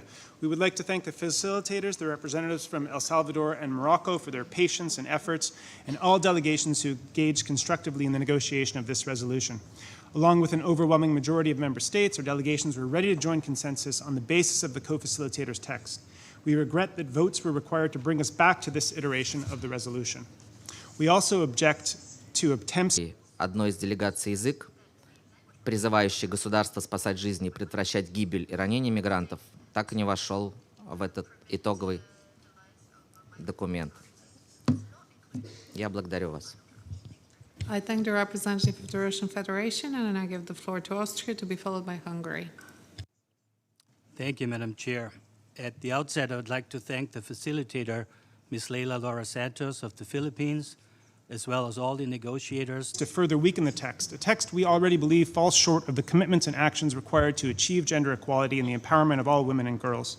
We remain very concerned that negotiated language on this issue across Second Committee seems to favor a status quo, or even backslide in our support for all women and girls around the world. This resolution is no exception. By doing so, it fails to acknowledge the full array of actions we have collectively undertaken towards global sustainable development, as well as the critical role of women and girls to achieve each and every one of the SDGs. Again, the delegations and colleagues involved for their hard work and the constructive spirit during the consultation process on this resolution. As a member of the European Union, I would also like to thank my colleague, Ms. Sophie Sandström-Jaffe, for her hard work over the past 2 months in representing us with great diligence and professionalism in these informal consultations. Madam Chair, some of the paragraphs in this text are in conflict with Austria's national position on the Global Compact on Migration, as well as access to family planning and health information and education. Some delegations also sought to leave out the 2021 Political Declaration on HIV and AIDS, an important achievement supported by 165 member states. In addition, we were unable to build on the consensus-based 2022 HLPF Ministerial Declaration, which reviewed SDG 5. For example, we failed to reaffirm the need for gender-responsive COVID-19 recovery measures, as well as to acknowledge that the pandemic intensified instances of SGBV and domestic violence and affected access to essential sexual and reproductive health care. Safe, orderly, and regular migration. However, in a spirit of solidarity, cooperation, and partnership, Austria has decided to join consent. The COVID-19 pandemic has further exacerbated the challenges and barriers faced by women and girls and contributed to further regression on gender equality gains. Women and girls and adolescents around the world continue to be subjected to discrimination, marginalization, violence, and harmful practices, and denied the full realization of their human rights. To those who believe these issues should be discussed outside of the Second Committee, we could not disagree more. OP2 of the resolution says it well, and I quote, "The achievement of sustainable development is not possible if one half of humanity consensus, as we did earlier this year when we adopted the IMRF Progress Declaration. At the same time, we'd like to recall that Austria abstained from voting on the Global Compact in the first year in 2018. Therefore, we'd like to emphasize that by not objecting to some of the paragraphs in the resolution, Austria's general position on the Global Compact has not changed. Thank you, Madam Chair. I thank the representative of Austria for the statement, and I now give the floor to Hungary, to be followed by the Netherlands. Thank you, Madam Chair. Distinguished colleagues, I take this opportunity to share with you Hungary's firm position with regards to the resolution titled International Migration and Development. As you might be very well aware, Hungary voted against the Global Compact for Migration in 2018, and we do not take part in the implementation of the GCM ever since. Consequently, Hungary cannot accept any references to the GCM. It continues to be denied its full human rights and opportunities. Madam Chair, we must move beyond repetitive and siloed debates that hamper progress. Not only does the 2030 Agenda explicitly state the crucial role of gender equality in achieving sustainable development, but as a whole, it seeks to recognize the interlinkages across sustainable development issues and to better acknowledge the complexity of the world we live in. Our collective commitment to leaving no one behind should not be hollow nor limited to geography or economic status. It must include women and girls in all their diversity, especially those exposed to or at internationally negotiated document. It is our view that migration cannot and should not be the answer to development challenges. We believe that instead of promoting risk of multiple and intersecting forms of discrimination. Yes, I said it. In this regard, our delegations welcome the new standalone paragraph on Indigenous peoples and Indigenous women, as well as support the new call for gender-responsive programs and instruments for migrants and their families. Madam Chair, negotiations on this important resolution were unnecessarily challenging. We believe a document adopted by consensus 3 years ago must be the starting point for negotiations rather than the end result. Dozens of hours of negotiations and sadly amendments presented at adoption were required to reach this tepid outcome. We are relieved that these amendments successfully passed, but let us be clear, all this time and effort to get to a very similar text as in 2019 is a disappointing outcome, to say the least. This is not the way forward to ensure women and girls full, equal, and effective and meaningful participation across the spectrum of development efforts from SDG 1 to SDG 17. Departures from the countries of origin, we should focus on providing assistance to them locally by creating stable and secure conditions, thereby ensuring that people can stay in their homeland in peace and prosperity.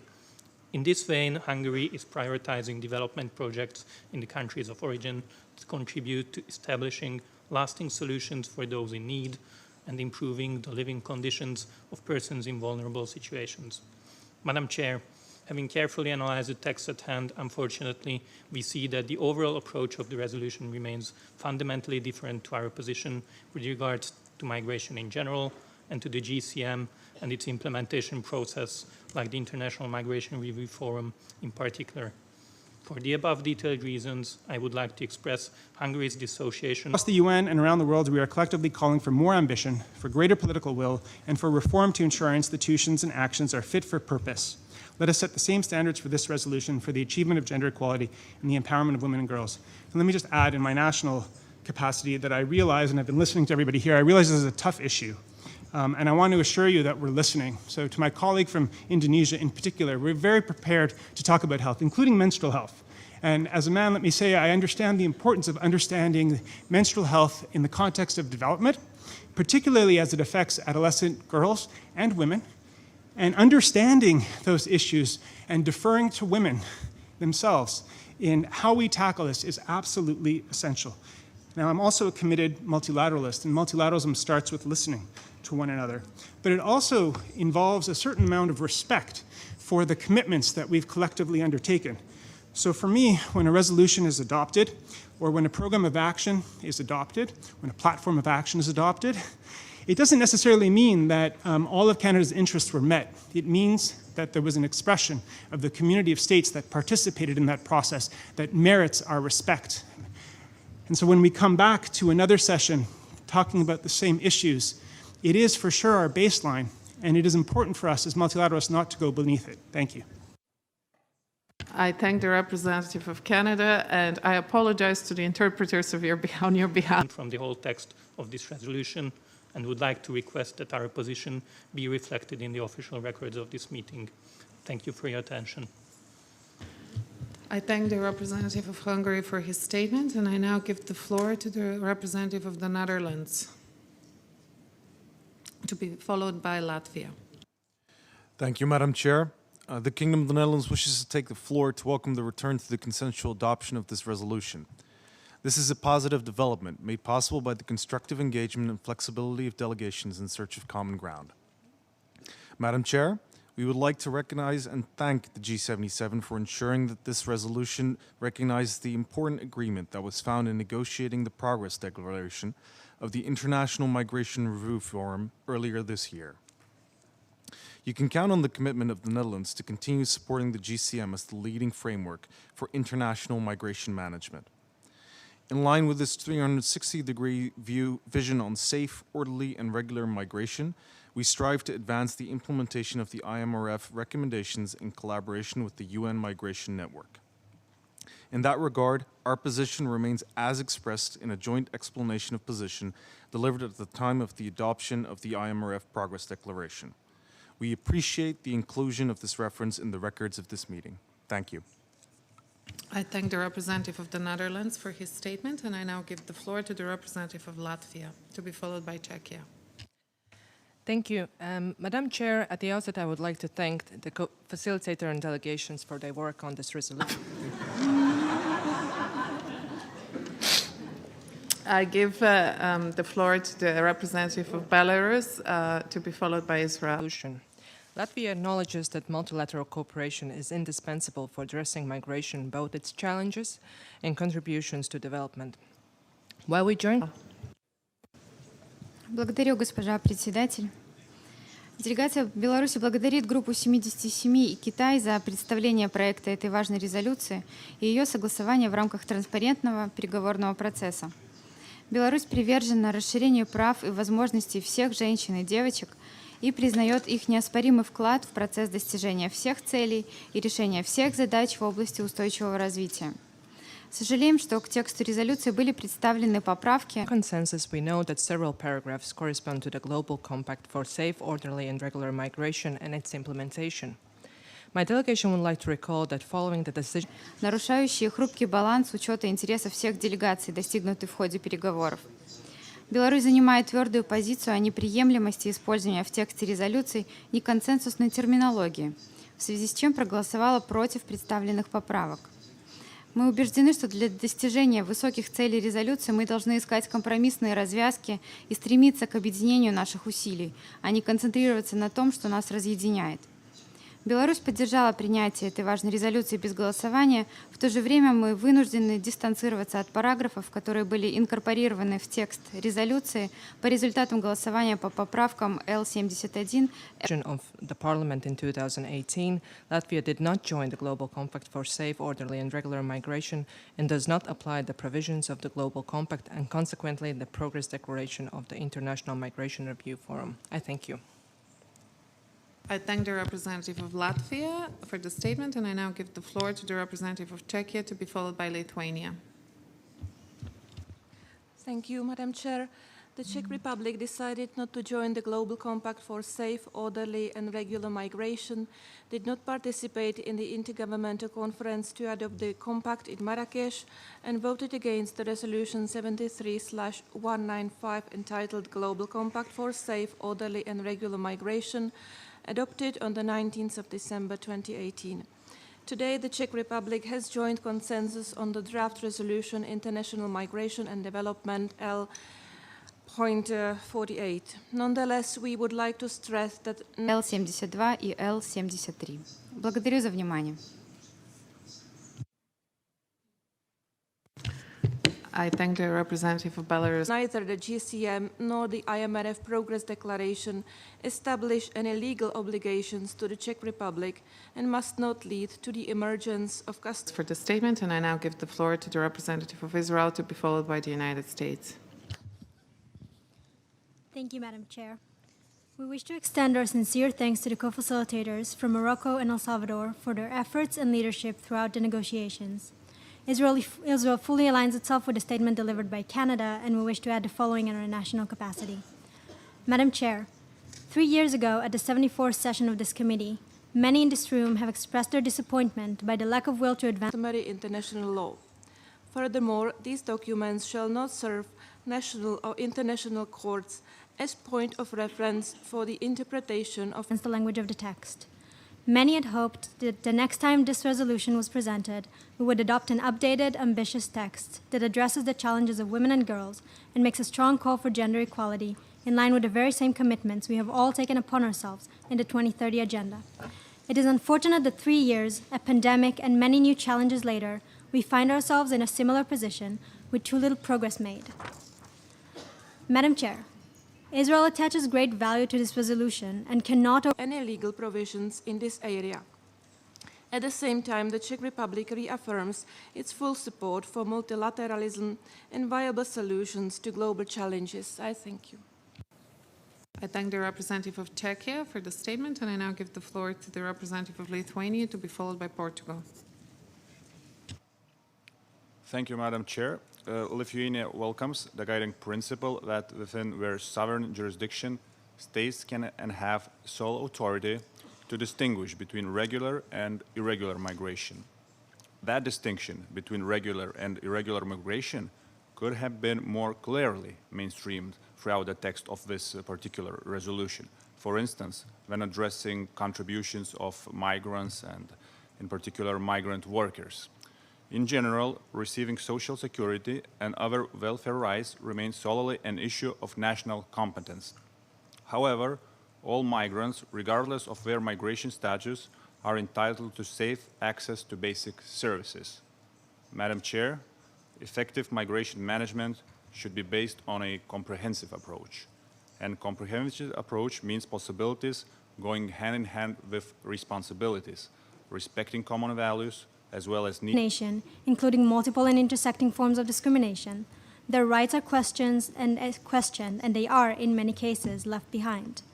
In Israel, gender-responsive policies and programs aimed at ensuring the full, equal, effective, and meaningful participation of women and girls have been proven to advance sustainable development.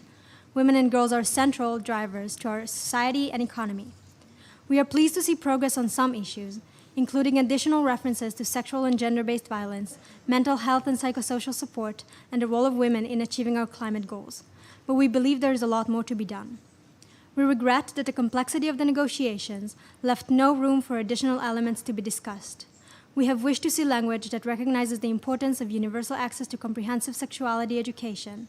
This is a necessary tool to ensure that women and girls have the knowledge and information to make informed decisions about their bodies and their lives, decisions that are crucial for them to reach their full potential. Israel fully supports the amendments put forward by the European Union, and we believe that they represent the very minimum we should agree on. In fact, they represent the global commitments that we already agreed to over 25 years ago. Needs and concerns of migrant and hosting societies. Countries of origin, transit, and destination, other relevant actors of international community should cooperate on all aspects of a comprehensive approach, most importantly, effective border management, fight against smuggling and human trafficking. And reiterated again in the 2030 Agenda. The outcomes of the review processes of the relevant programs and platforms are fundamental for the advancement of gender equality. Thinking and addressing the root causes of migration. We should not develop mechanisms giving rise to unreasonable expectations that irregular migration flows may be legalized. I thank you, Madam Chair. I thank the representative of Lithuania for the statement, and I now give the floor to Portugal, to be followed by Poland.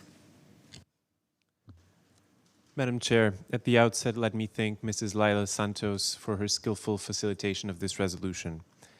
At the beginning of this year's session of Second Committee, my delegation, along with all the champion countries of the Global Compact for Migration, stressed the importance of this resolution in delving deeper into migrants' multidimensional contributions to sustainable development, thus complementing the GCM. Migrants' contributions to our societies and economies have been a constant, before, during, and after the pandemic, as evidenced by their hard work and They are important tools to hold us all accountable to our commitments. The amendments also reinstated the universal standards of health and right that we agreed to. Attempts to delete the references to universal access to sexual and reproductive health challenge the safety and well-being of every woman and girl and their ability to participate as equals in all spheres of life. Madam Chair, we are not here to stand in place and most definitely not here to move backwards. We hope that in the sessions to come, we will be able to bridge our divides and adopt an ambitious and comprehensive text. Thank you. I thank the representative of Israel, and I now give the floor to the representative of the United States, to be followed by the United Kingdom. Thank you, Madam Chair. The United States deeply appreciates the co-facilitators' work to shepherd this critically important text on the role of women in the development of societies. We emphasize the need to remove barriers to the full enjoyment of human rights for all and to the benefit of all. The United States is committed to empowering women and girls in all their diversity and promoting their role as agents of transformation in the development of their societies and the world. Advancing gender equity and equality worldwide and making tangible progress remains a top priority for the Biden-Harris administration. As a general matter, we underscore that UN General Assembly resolutions are non-binding documents that do not create rights nor obligations under international law. Cultural contributions in countries of destination, the vital remittances they send to countries of origin, and in many other ways. This resolution duly acknowledges that reality and addresses the best ways to foster those contributions. As the GCM is now the center of gravity of international discussions on migration, we are pleased to see the progress in aligning this resolution with that comprehensive and holistic framework while retaining its specific added value. The text was indeed... UNGA resolutions do not change the current state of conventional or customary international law and do not change the body of international law applicable to any particular situation. Comprehensively updated, taking into account the progress declaration of the International Migration Review Forum, which was successfully completed last May. We believe that the content of this resolution thus made decisive strides in the right direction. Madam Chair, Most importantly, Portugal welcomes the fact that the resolution on international migration and development returned to a consensual adoption after several years of adoption by vote. After the consensual adoption of the IMRF Progress Declaration 6 months ago, the General Assembly is once again sending a strong political signal of the international community's determination to harness migrants' contribution to sustainable development and realize our collective commitment to implement the global... ...discussed or referred to in a resolution. Nor do we read resolutions to imply that states must join or implement obligations under international instruments to which they are not a party. Moreover, the United States notes that the right to development is not recognized in any of the core UN human rights conventions and does not have a compact for migration, thus making safe, orderly, and regular migration a tangible reality for all migrants. I thank you. I thank the representative of Portugal for his statement, and I now give the floor to the representative of Poland, to be followed by Bulgaria. Madam Chair, Poland is joining consensus today on the International Migration and Development Resolution, and would like to thank the facilitator, the Philippines, as well as all delegations actively engaged in the negotiation process. An agreed international meaning. The United States welcomes the opportunity to develop and advance such an agreed understanding with member states. The United States notes that with respect to quotas, affirmative action measures, temporary special measures, and other measures intended to achieve parity for women and girls, the U.S. position is that each country must determine for itself whether such measures are appropriate. The best way to improve the situation of women and girls is through legal and policy reforms that end discrimination and promote and provide equal access to opportunities. The U.S. position is further addressed in our general statement. The United States regrets that sexual and reproductive health and rights, SRHR, was not adequately elevated, particularly given the inherent relationship between As the text of the resolution refers in many instances to the Global Compact for Safe, Orderly, and Regular Migration, as well as the International Migration Review Forum, whose aim was to review the implementation of the GCM, I would like to reiterate that Poland has not supported the GCM and does not participate in its review process. Joining consensus on this resolution does not change Poland's position in that regard. Thank you. I thank the representative of Poland, and now I give the floor to the representative of Bulgaria, to be followed by the Holy See. Thank you, Madam Chair. I would like to thank the facilitator for steering the process to consensus. Bulgaria joins consensus on this resolution. At the same time, I would like to reiterate that our country abstained from the Global Compact on Migration. Our position in this respect remains unchanged. We would like to appreciate HR, human rights, and women's empowerment. Finally, we refer you to our general statement delivered on November 21st, 2022, which addresses our position regarding the 2030 Agenda for Sustainable Development and the Addis Ababa Action Agenda. Thank you, Madam Chair. I thank the United States for the statement, and I now give the floor to the representative of the United Kingdom, to be followed by Holy See. Thank you, Madam Chair. The UK fully aligns with the statement just delivered by Canada. Let me start by commending the excellent efforts of our co-facilitators, El Salvador and Morocco, throughout this process, and also for putting forward a text that was the best path to consensus during a difficult negotiation process. We sincerely regret that silence was broken by a small minority of member states. The UK has been at the vanguard of standing up for the rights of women and girls around the world. We remain committed to fulfill every girl's right to quality education, to empower women socially, economically, and politically, to end violence against all women and girls, and to champion sexual and reproductive health and rights. It was with this intention that we worked to strengthen this resolution. This year's discussion presented an opportunity to demonstrate our collective the inclusion of this statement in the record of the meeting. I thank you. I thank the representative of Bulgaria for his statement, and I now give the floor to the Holy See, who is our last speaker. Thank you, Madam Chair. The Holy See thanks the delegation of the Philippines for facilitating the informal consultations on the present resolution and welcomes its consensual adoption. The Holy See attaches great importance to the present resolution as it contributes to identifying and responding to socio-economic challenges that countries of origin, transit, and destination face in the context of international migration. This resolution also sets out concrete measures to leverage the many opportunities that international migration can bring about when it is well managed. In this regard, the Holy See particularly welcomes that the operative part of this year's text was strengthened and now includes most of the recommendations that were agreed upon just a few months ago in the International Migration Review Forum. Active commitment to move the dial forward on gender equality and achieve SDG 5. We regret, however, that efforts to strengthen the text. The Holy See, however, finds it deeply regrettable that out of the 27 recommendations contained in the IMRF Progress Declaration, only one and respond to evidence detailed in the Secretary-General's report were not acceptable to some. We also sincerely regret the persistent one was left out due to unresolvable disagreement among delegations.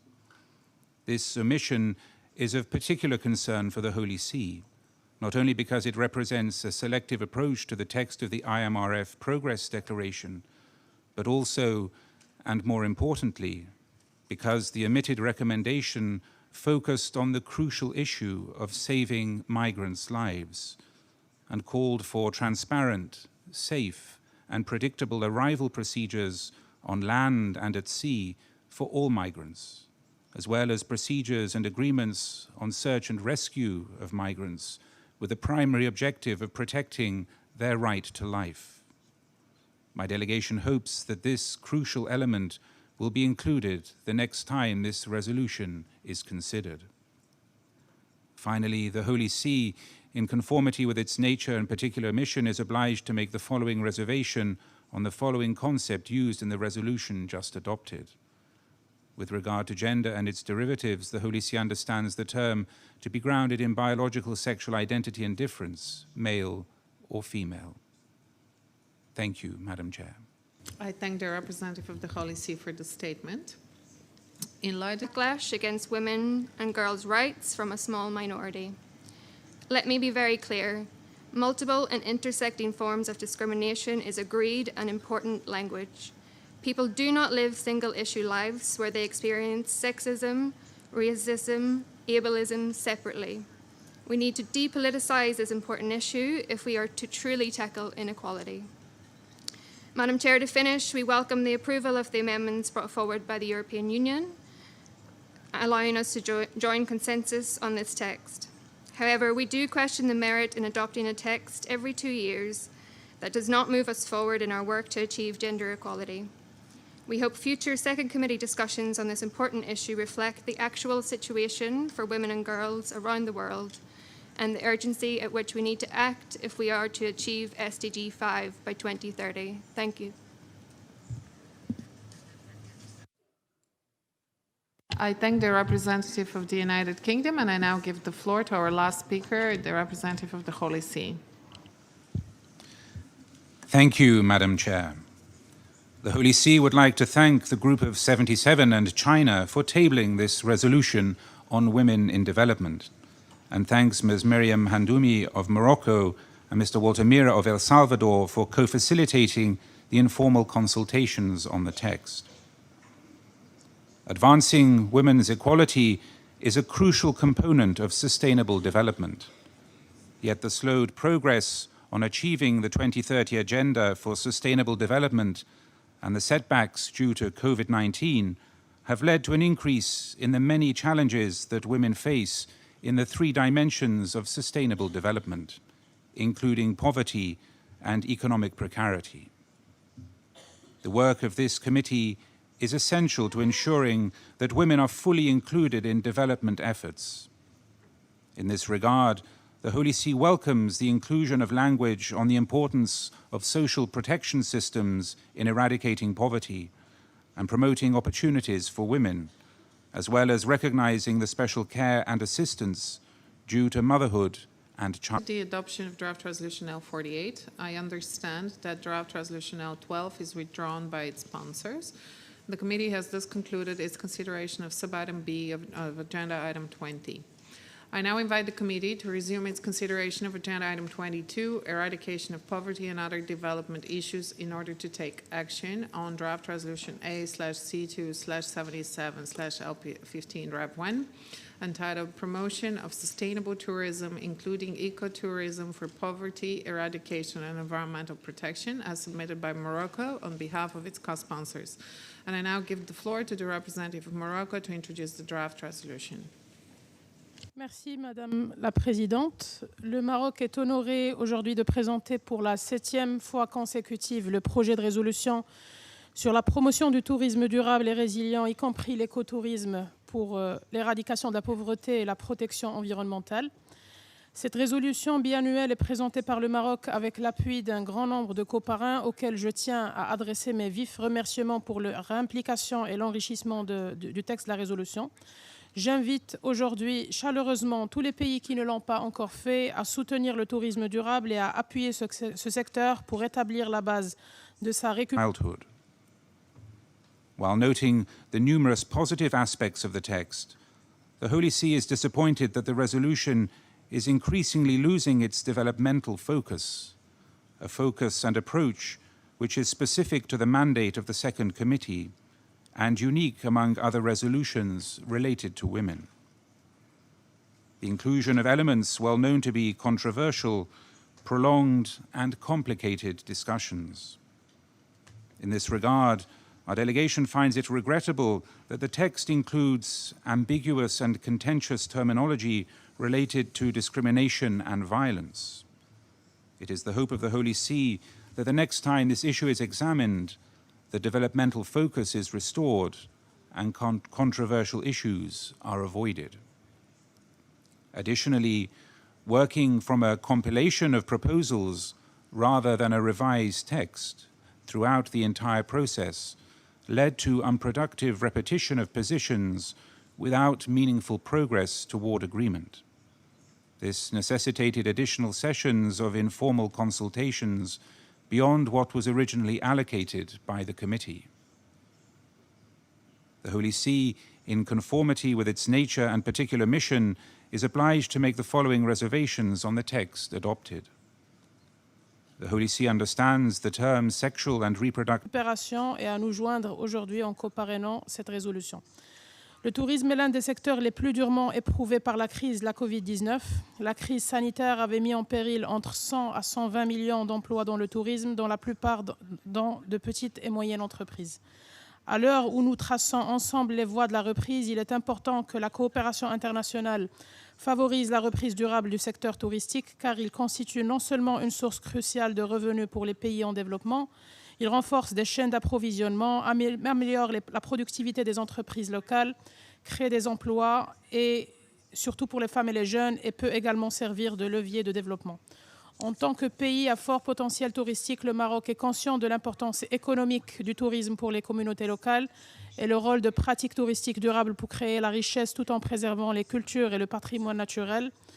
3 mesures importantes sont ressorties de nos échanges cette année. Améliorer la confiance des voyageurs, comprendre et suivre les nouvelles tendances du marché et enfin s'engager à bâtir le secteur touristique plus résilient et inclusif. Pour conclure, Madame la Présidente, le Maroc réitère encore une fois ses vifs remerciements à tous ceux qui ont contribué à cet effort et nous invitons les délégations ici présentes à adopter le texte par consensus et de le coparrainer afin d'appuyer la place centrale. health, sexual and reproductive healthcare services and rights and related terms as applying to a holistic concept of health, does not consider abortion, access to abortion, or access to abortifacients as a dimension of these terms. The term gender is understood by the Holy See as grounded in biological sexual identity, male or female. The Holy See requests that the text of this statement be included in the records of this meeting. Thank you, Madam Chair. I thank the representative of the Holy See for the statement, and I see no further requests for the floor. The committee has thus concluded its consideration of sub-item C of agenda item 22 and of item 22 as a whole. I now invite the committee to resume its consideration of agenda item 24, agriculture, development, Food Security and Nutrition in order to take action on draft resolution A/C2/77/L56 of the same title, as submitted by the Vice Chair, Mr. Abdulrahman Abdulaziz Fahad Al-Thani, on the basis of informal consultations on draft resolution L25 submitted by Pakistan on behalf of the Group of 77 and China.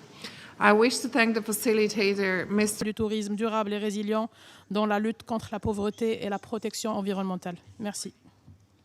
I thank the representative of Morocco, Ms. Mariam El-Hilali, and I wish to thank her for her efforts in bringing the informal consultations to a successful and timely conclusion. I also thank delegations for their constructive engagement in the negotiations. I would like to inform the committee that draft resolution L15 Rev 1 has no program budget implications. Before we proceed, I give the floor to the Secretary to read out the additional sponsors who joined after the submission of draft resolution L15 Rev 1. Thank you, Madam Chair. I would like to announce that since its submission and in addition to those member states listed on the L document, the following countries have also become co-sponsors of L15 Rev 1. Bhutan, Bolivia, Bosnia and Herzegovina, Cuba, Czechia, Estonia, Guatemala, Guinea-Bissau, Hungary, Latvia, Lebanon, Lithuania, Luxembourg, Maldives, Monaco, Montenegro, Nepal, Mamadou Soul of Senegal for his efforts in bringing the informal consultation to a successful and timely conclusion. I also thank delegations for their active participation and constructive negotiations in the engagement in the negotiations. I would like to inform the committee that draft resolution L56 has no program budget implications. Does any delegation wish to make a statement in connection with draft resolution L56? And I see the representative of the United States. You have the floor. Thank you, Madam Chair. I make this statement in my national capacity. The United States is pleased to join consensus on this resolution. The world is facing a food insecurity crisis, and our priorities are clear. We must get emergency food aid to the people who need it, and we must strengthen global food systems. At the same time, we must also help countries develop the capacity to produce their own food so we can prevent new crises and build resilience to further shocks. Since February, the United States has provided more than $10.5 billion to combat hunger and strengthen food security worldwide. I'm proud to say that we're consistently the largest donor to the World Food Program, providing more than half of all contributions. But the current crisis is one that no individual country or even group of countries can solve alone. At the outset of 2022, conflicts, COVID-19, and the effects of the climate crisis had already driven more Netherlands, Paraguay, Poland, Romania, St. Kitts and Nevis, San Marino, Serbia, Seychelles, Slovakia, Suriname, Tunisia, Turkmenistan, and Zambia. If any other delegation wishes to co-sponsor draft resolution L15 Rev 1, please signify by pressing the microphone button. I see Myanmar, Kyrgyzstan, Bahrain, Albania, Namibia, North Macedonia, Uzbekistan, Cabo Verde, already on the L document, Papua New Guinea, Palau, Guinea, already on the L document, Lesotho, Eswatini, Colombia, Malawi, already on the L document, Romania, South Africa, Solomon Islands, and Madagascar. That concludes the list. Thank you, Madam Chair. I thank the Secretary. Than 190 million people into acute food insecurity. According to the World Food Program, President Putin's brutal war of aggression in Ukraine may add an additional 70 million people to this statistic. Russia's actions, which include weaponizing food in its war against Ukraine and dramatically reducing grain and food production and exports, have exacerbated these trends and resulted in a dramatic additional rise in global food insecurity. We are disappointed that this resolution. Does any delegation wish to make a statement in connection with draft resolution L15 Rev 1? I see no requests for the floor. May I take it that the committee wishes to adopt draft resolution L15 Rev 1? I hear no objection. Draft resolution does not recognize Russia as one of the major drivers of global food insecurity, decreased agricultural production, and declines in nutrition. We once again demand Russia cease hostilities, withdraw its troops from the entire territory of Ukraine, and respect the sovereignty and territorial integrity of Ukraine within its internationally recognized borders. This action is essential to achieving the SDGs and ending global hunger. We also would like to underscore our position that trade language negotiated or adopted by the General Assembly and the Economic and Social Council or under their auspices has no relevance for U.S. trade policy, for our trade obligations or commitments, or for the agenda at the World Trade Organization, including discussions or negotiations in that forum. While the UN and WTO share common interests, they have different roles. L15 Rev 1 is adopted. Does any delegation wish to make a statement after the adoption of draft resolution L15 Rev 1? I see the representative of Indonesia.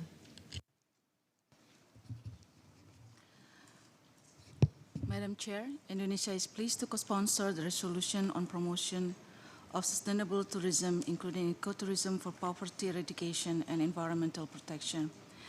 At the onset, my delegation wishes to thank Morocco for presenting and facilitating this important resolution. Chair, tourism industry is a major contributor to the economy to many countries. The pandemic has caused a negative impact on many sectors of our economy, and tourism is one of the sectors that was hit hardest. The UNWTO has estimated around $4 trillion accumulated direct tourism GDP loss in 2020-2021, with around 50 million tourism job loss in 20. Rules, and memberships. Similarly, this includes calls to adopt approaches that may undermine incentives for innovation, such as technology transfer that is both voluntary and that is not both voluntary and on mutually agreed terms. We refer you to our general statement delivered on November 21st, which further addresses our position regarding the characterization of trade, the WTO, the transfer of technology, and our joint explanation of position, which addresses Russian Federation's war on Ukraine and its impact on agricultural development, food security, and nutrition. Thank you. I thank the representative of the United States. I see no further requests for the floor. May I take it that the committee wishes to adopt draft resolution L56? I hear no objection. Draft resolution L56 is adopted. Does any delegation wish to make a statement after the adoption of draft resolution L56? I see the representative of the United States, to be followed by Belarus. Thank you very much. I have the honor of delivering this explanation of position on behalf of Albania, Australia, Bosnia and Herzegovina, Canada, the European Union and its member states, Georgia, Iceland, Japan, Liechtenstein, Mongolia, Montenegro, New Zealand, North Macedonia, Norway, the Republic of Korea, San Marino, Ukraine, the United Kingdom, and my own country, the United States of America. We share the following statement in the spirit of our collective commitment to the achievement of the 2030 Agenda and its Sustainable Development Goals. The Second Committee's work is crucially important for the acceleration 2020. Understanding that important contribution on the tourism industry, my delegation is delighted that the resolution also reflects the reference of the World Tourism Day 2022 report, Rethinking Tourism from Crisis to Transformation, launched in Bali that charts UNWTO's work, uniting the sector in the face of crisis, leading tourism's response, and laying the foundations for a more inclusive and resilient future that requires for regular updates on the work carried out by the region and in key areas including gender equality, sustainability and climate action, tourism governance and investment and innovation. This resolution clearly signifies our common desire to strengthen cooperation in promoting sustainable and resilient tourism sector. In this regard, Indonesia stands ready to continue to work with all countries and all relevant stakeholders to advance the tourism sector as an engine of growth and sustainable future. I thank you, Chair. I thank the representative of Indonesia, and I also take the opportunity to express my condolences on the loss of life. Of action in the implementation of the 2030 Agenda. We engaged fully, constructively, and in good faith to address the most pressing global challenges with the Life that was caused by the earthquake today in Java. I see no further requests for the floor. I now invite the committee to resume its consideration of sub-item A of Agenda Item 22, Eradication of Poverty and Other Development Issues, implementation of the third United Nations Decade for the Eradication of Poverty. aim of sending a strong message of commitment to multilateralism, international solidarity, and to share a sense of urgency and action in support of the SDGs. This work is especially important at a time when multiple and interlinked challenges have reversed hard-fought development gains that disproportionately affect developing countries. Unfortunately, our ability to address these immense challenges has been further undermined by the Russian Federation's war of aggression against Ukraine. Russia's invasion of Ukraine is a blatant violation of the UN Charter and one of the main drivers behind a deteriorating global outlook for which some of the world's most vulnerable countries and people are paying the highest price. On March 2, 141 member states voted in support of a General Assembly resolution entitled Aggression Against Ukraine. Member states expressed their concern also about the potential impact of the conflict on increased food insecurity globally, as Ukraine and the region are one of the world's most important areas for grain and agricultural exports, when millions of people are facing famine or in the immediate risk of famine. We deliver this statement together to highlight the need for this committee and the international community to identify clearly all root causes of backsliding on the SDGs if we are to advance them effectively. 2018-2027, in order to take action on draft resolution L54 of the same title, as submitted by the rapporteur, Ms. Francesca Cassar, on the basis of informal consultations on draft resolution L24 submitted by Pakistan on behalf of the Group of 77 in China. I would like to inform the committee that draft resolution L54 has no budget implications. I wish to thank the facilitator, Ms. Nadia Mikhail of Eritrea, for her efforts in bringing the informal consultations to a successful conclusion. I also thank delegations for their constructive engagement in the negotiations. Does any delegation wish to make a statement in connection with draft resolution L54? I see no request for the floor. May I take it that the committee wishes to adopt draft resolution L54? I hear no objection. Draft resolution L54 is adopted. Does any delegation wish to make a statement after the adoption of draft resolution L54? And I see the representative of the European Union to be followed by the United States. Thank you, Madam Chair. I have the honor to speak on behalf of the European Union and its member states. The candidate countries Turkey, Montenegro, Serbia, Albania, Ukraine. We condemn the circumstance that one member state is responsible for further global deterioration in a world already grappling with life-changing global challenges, including the effect of the COVID-19 pandemic and climate change. Russia's continued war on Ukraine is of immediate relevance and consequence to matters before the committee, namely food, nutrition, and energy security. Resolutions do not specifically name the Russian Federation and the Republic of Moldova, the potential candidate countries Bosnia and Herzegovina and Georgia, as well as Andorra and Monaco, align themselves with this statement. To hold it to account, but instead some reference broad statements such as geopolitical tensions and conflicts. We take the opportunity now to highlight Russia's negative impact on global development, particularly food and nutrition and energy security.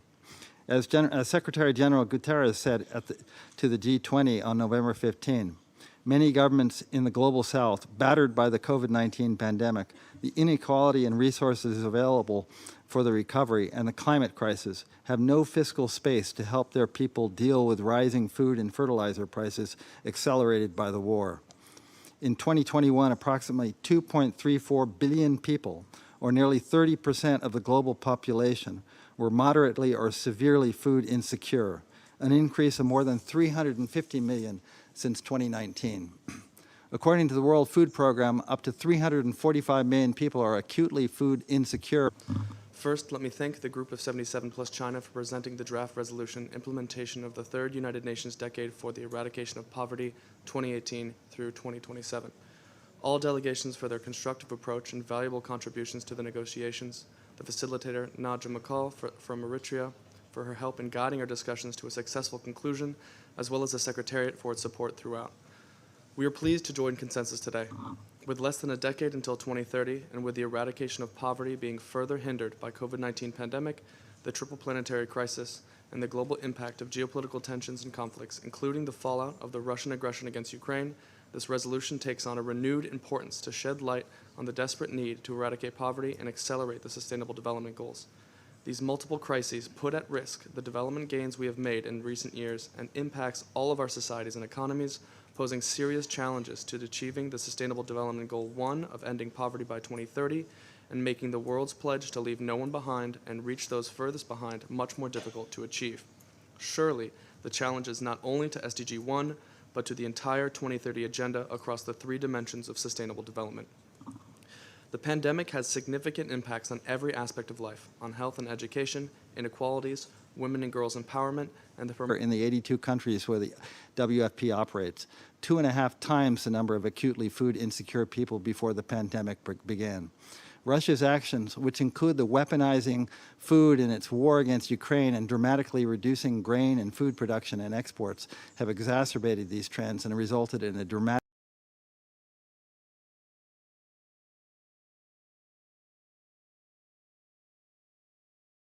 in our commitment and resolve to address food insecurity. We are working to meet humanitarian needs, food and fertilizer moving, provide emergency funding, improve resilience, and accelerate the sustainable food systems to withstand future challenges. We are taking action with partners to mobilize the international community, including through the UN-led Global Crisis Group on Food, Energy, and Finance. Promotion, respect, and protection of human rights, just to name a few, always hitting those in vulnerable situations the hardest. The resolution we adopted today clearly identified the G7 Global Alliance for Food Security, roadmap, call to action, the EU-led solidarity lanes, as well as the World Bank's and IMF's food security responses. Russia's persistence in waging this war will lead to further backsliding away from achievements of the SDGs.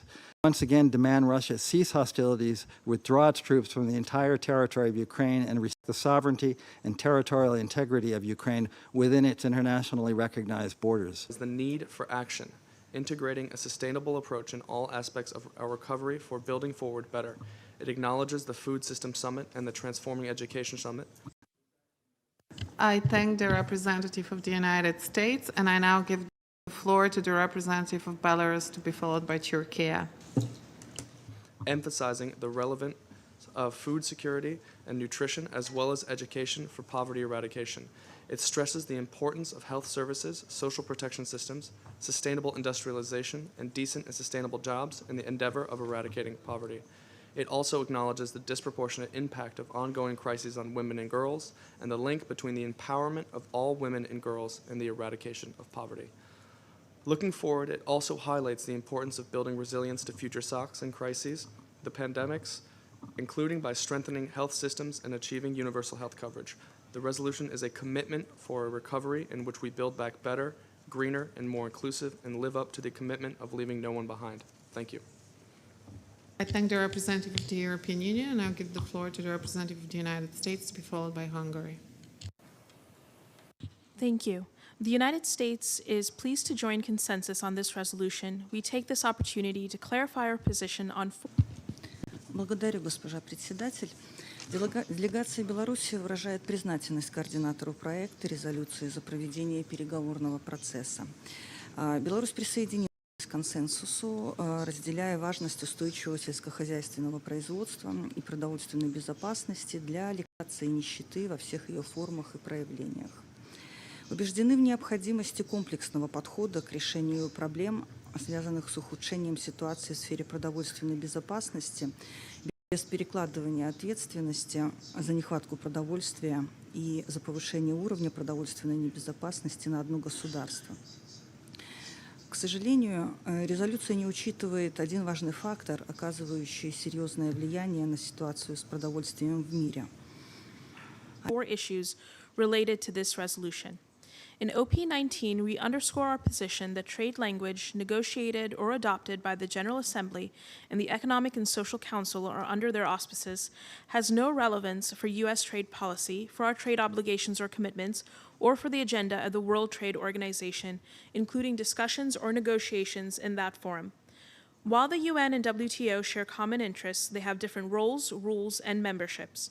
Similarly, this includes А именно односторонние экономические, финансовые и торговые меры.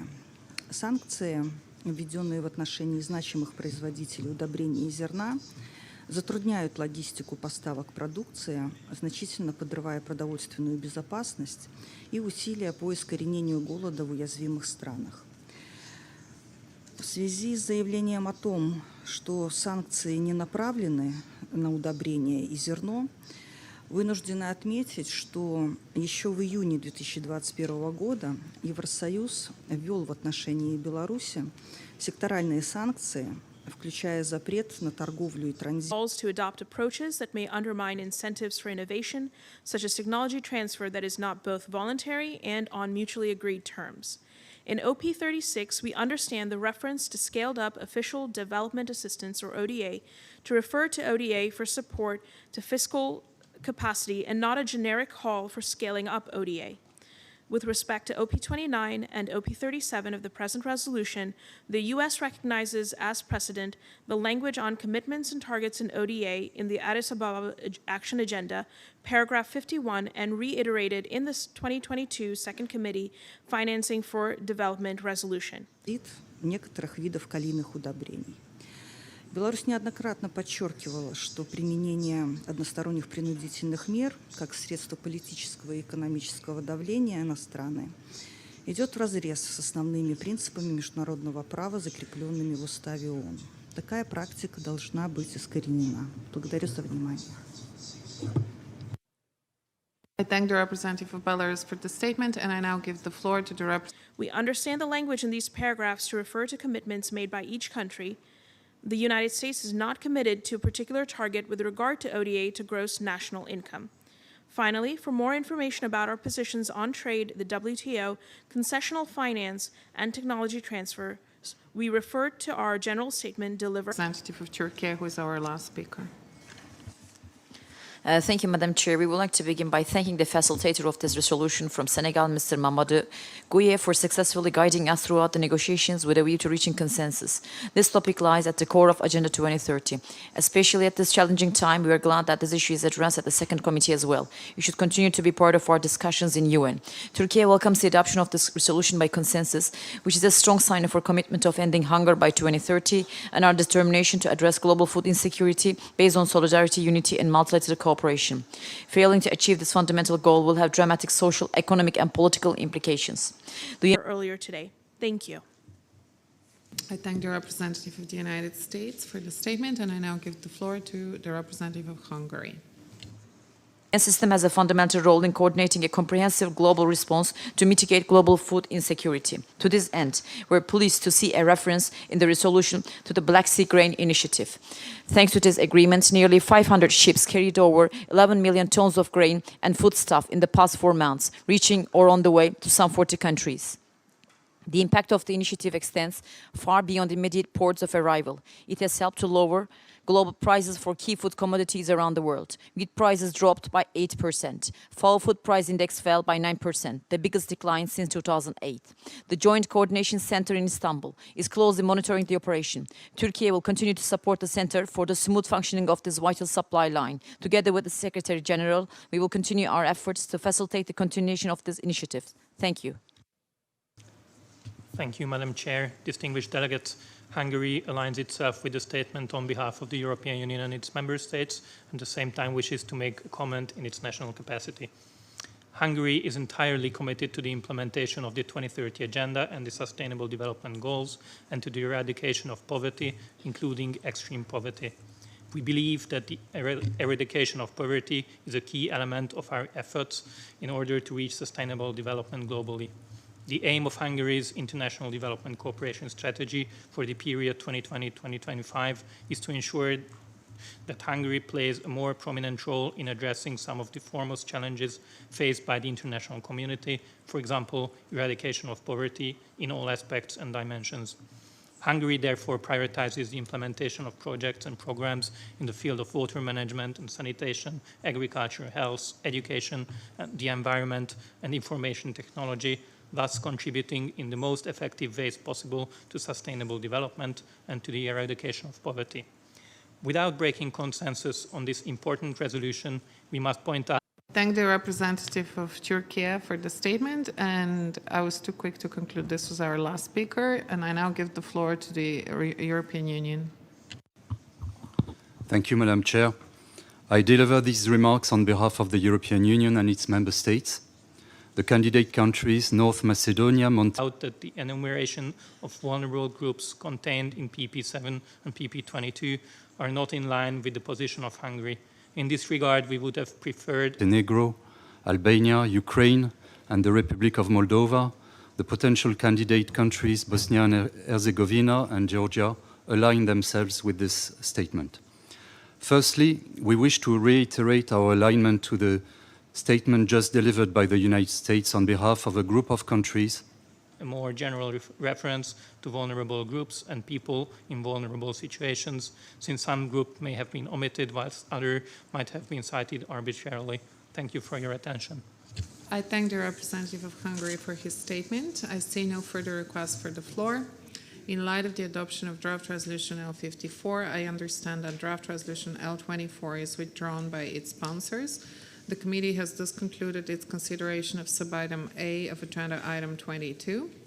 I now invite the committee to resume its consideration of sub-item D of agenda item 22, Human Resources Development, in order to take action on draft resolution L47 of the same title, as submitted by the rapporteur, Ms. Francesca Cassar, on the basis of informal consultations on draft resolution L27 submitted by Pakistan on behalf of the Group of 77 and China. I would like to inform the committee that draft resolution L47 has no program budget implications. I wish to thank the facilitators, Ms. Ivana Vejic and Ms. Irena Zubcevic of Croatia, for their efforts in bringing the informal consultations to a success. Regarding the responsibilities and consequences of the Russian aggression against Ukraine to sustainable development. Madam Chair, the European Union welcomes the adoption of this annual resolution. This year, it came in the context of acute food security and nutrition challenges, with SDG 2 being further reversed after decades of progress, in particular due to the multiple impacts of conflicts, COVID-19, and climate change. Achieving the result of a consensual resolution this year is a demonstration of the persistence of a clear global commitment towards zero hunger and leaving no one behind. We wish to thank the facilitator, the UN Secretariat, FAO, and all delegations engaged in the negotiations. We welcome the fact that the resolution recalls this year's General Assembly resolution on global food insecurity and calls for the implementation of the voluntary commitments of the 2021 UN Food Systems Summit, looking forward to its stock-taking moment next year. We also welcome the insertion of key linkages, such as with climate, the environment, and the ocean, global health. Statement in connection with draft resolution L47. I see no request for the floor. May I take it that the committee wishes to adopt draft resolution L47? I hear no objection. Draft resolution L47 is adopted. Does any delegation wish to make a statement after the adoption of draft resolution L47? And I see the representative of the United States, to be followed by the European Union. Madam Chair, on behalf of the United States, I would like to extend our thanks to the facilitators for their successful shepherding of this resolution on human resources development. The United States appreciated the opportunity to participate in these important discussions over the past weeks.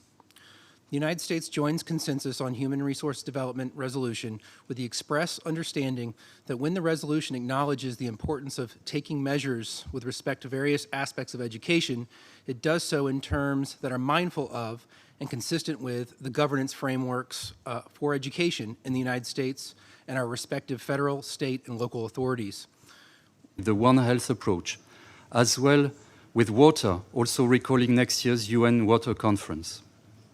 We regret, however, that the resolution could not clearly reflect the important commitments undertook with UN Security Resolution on conflicts and hunger.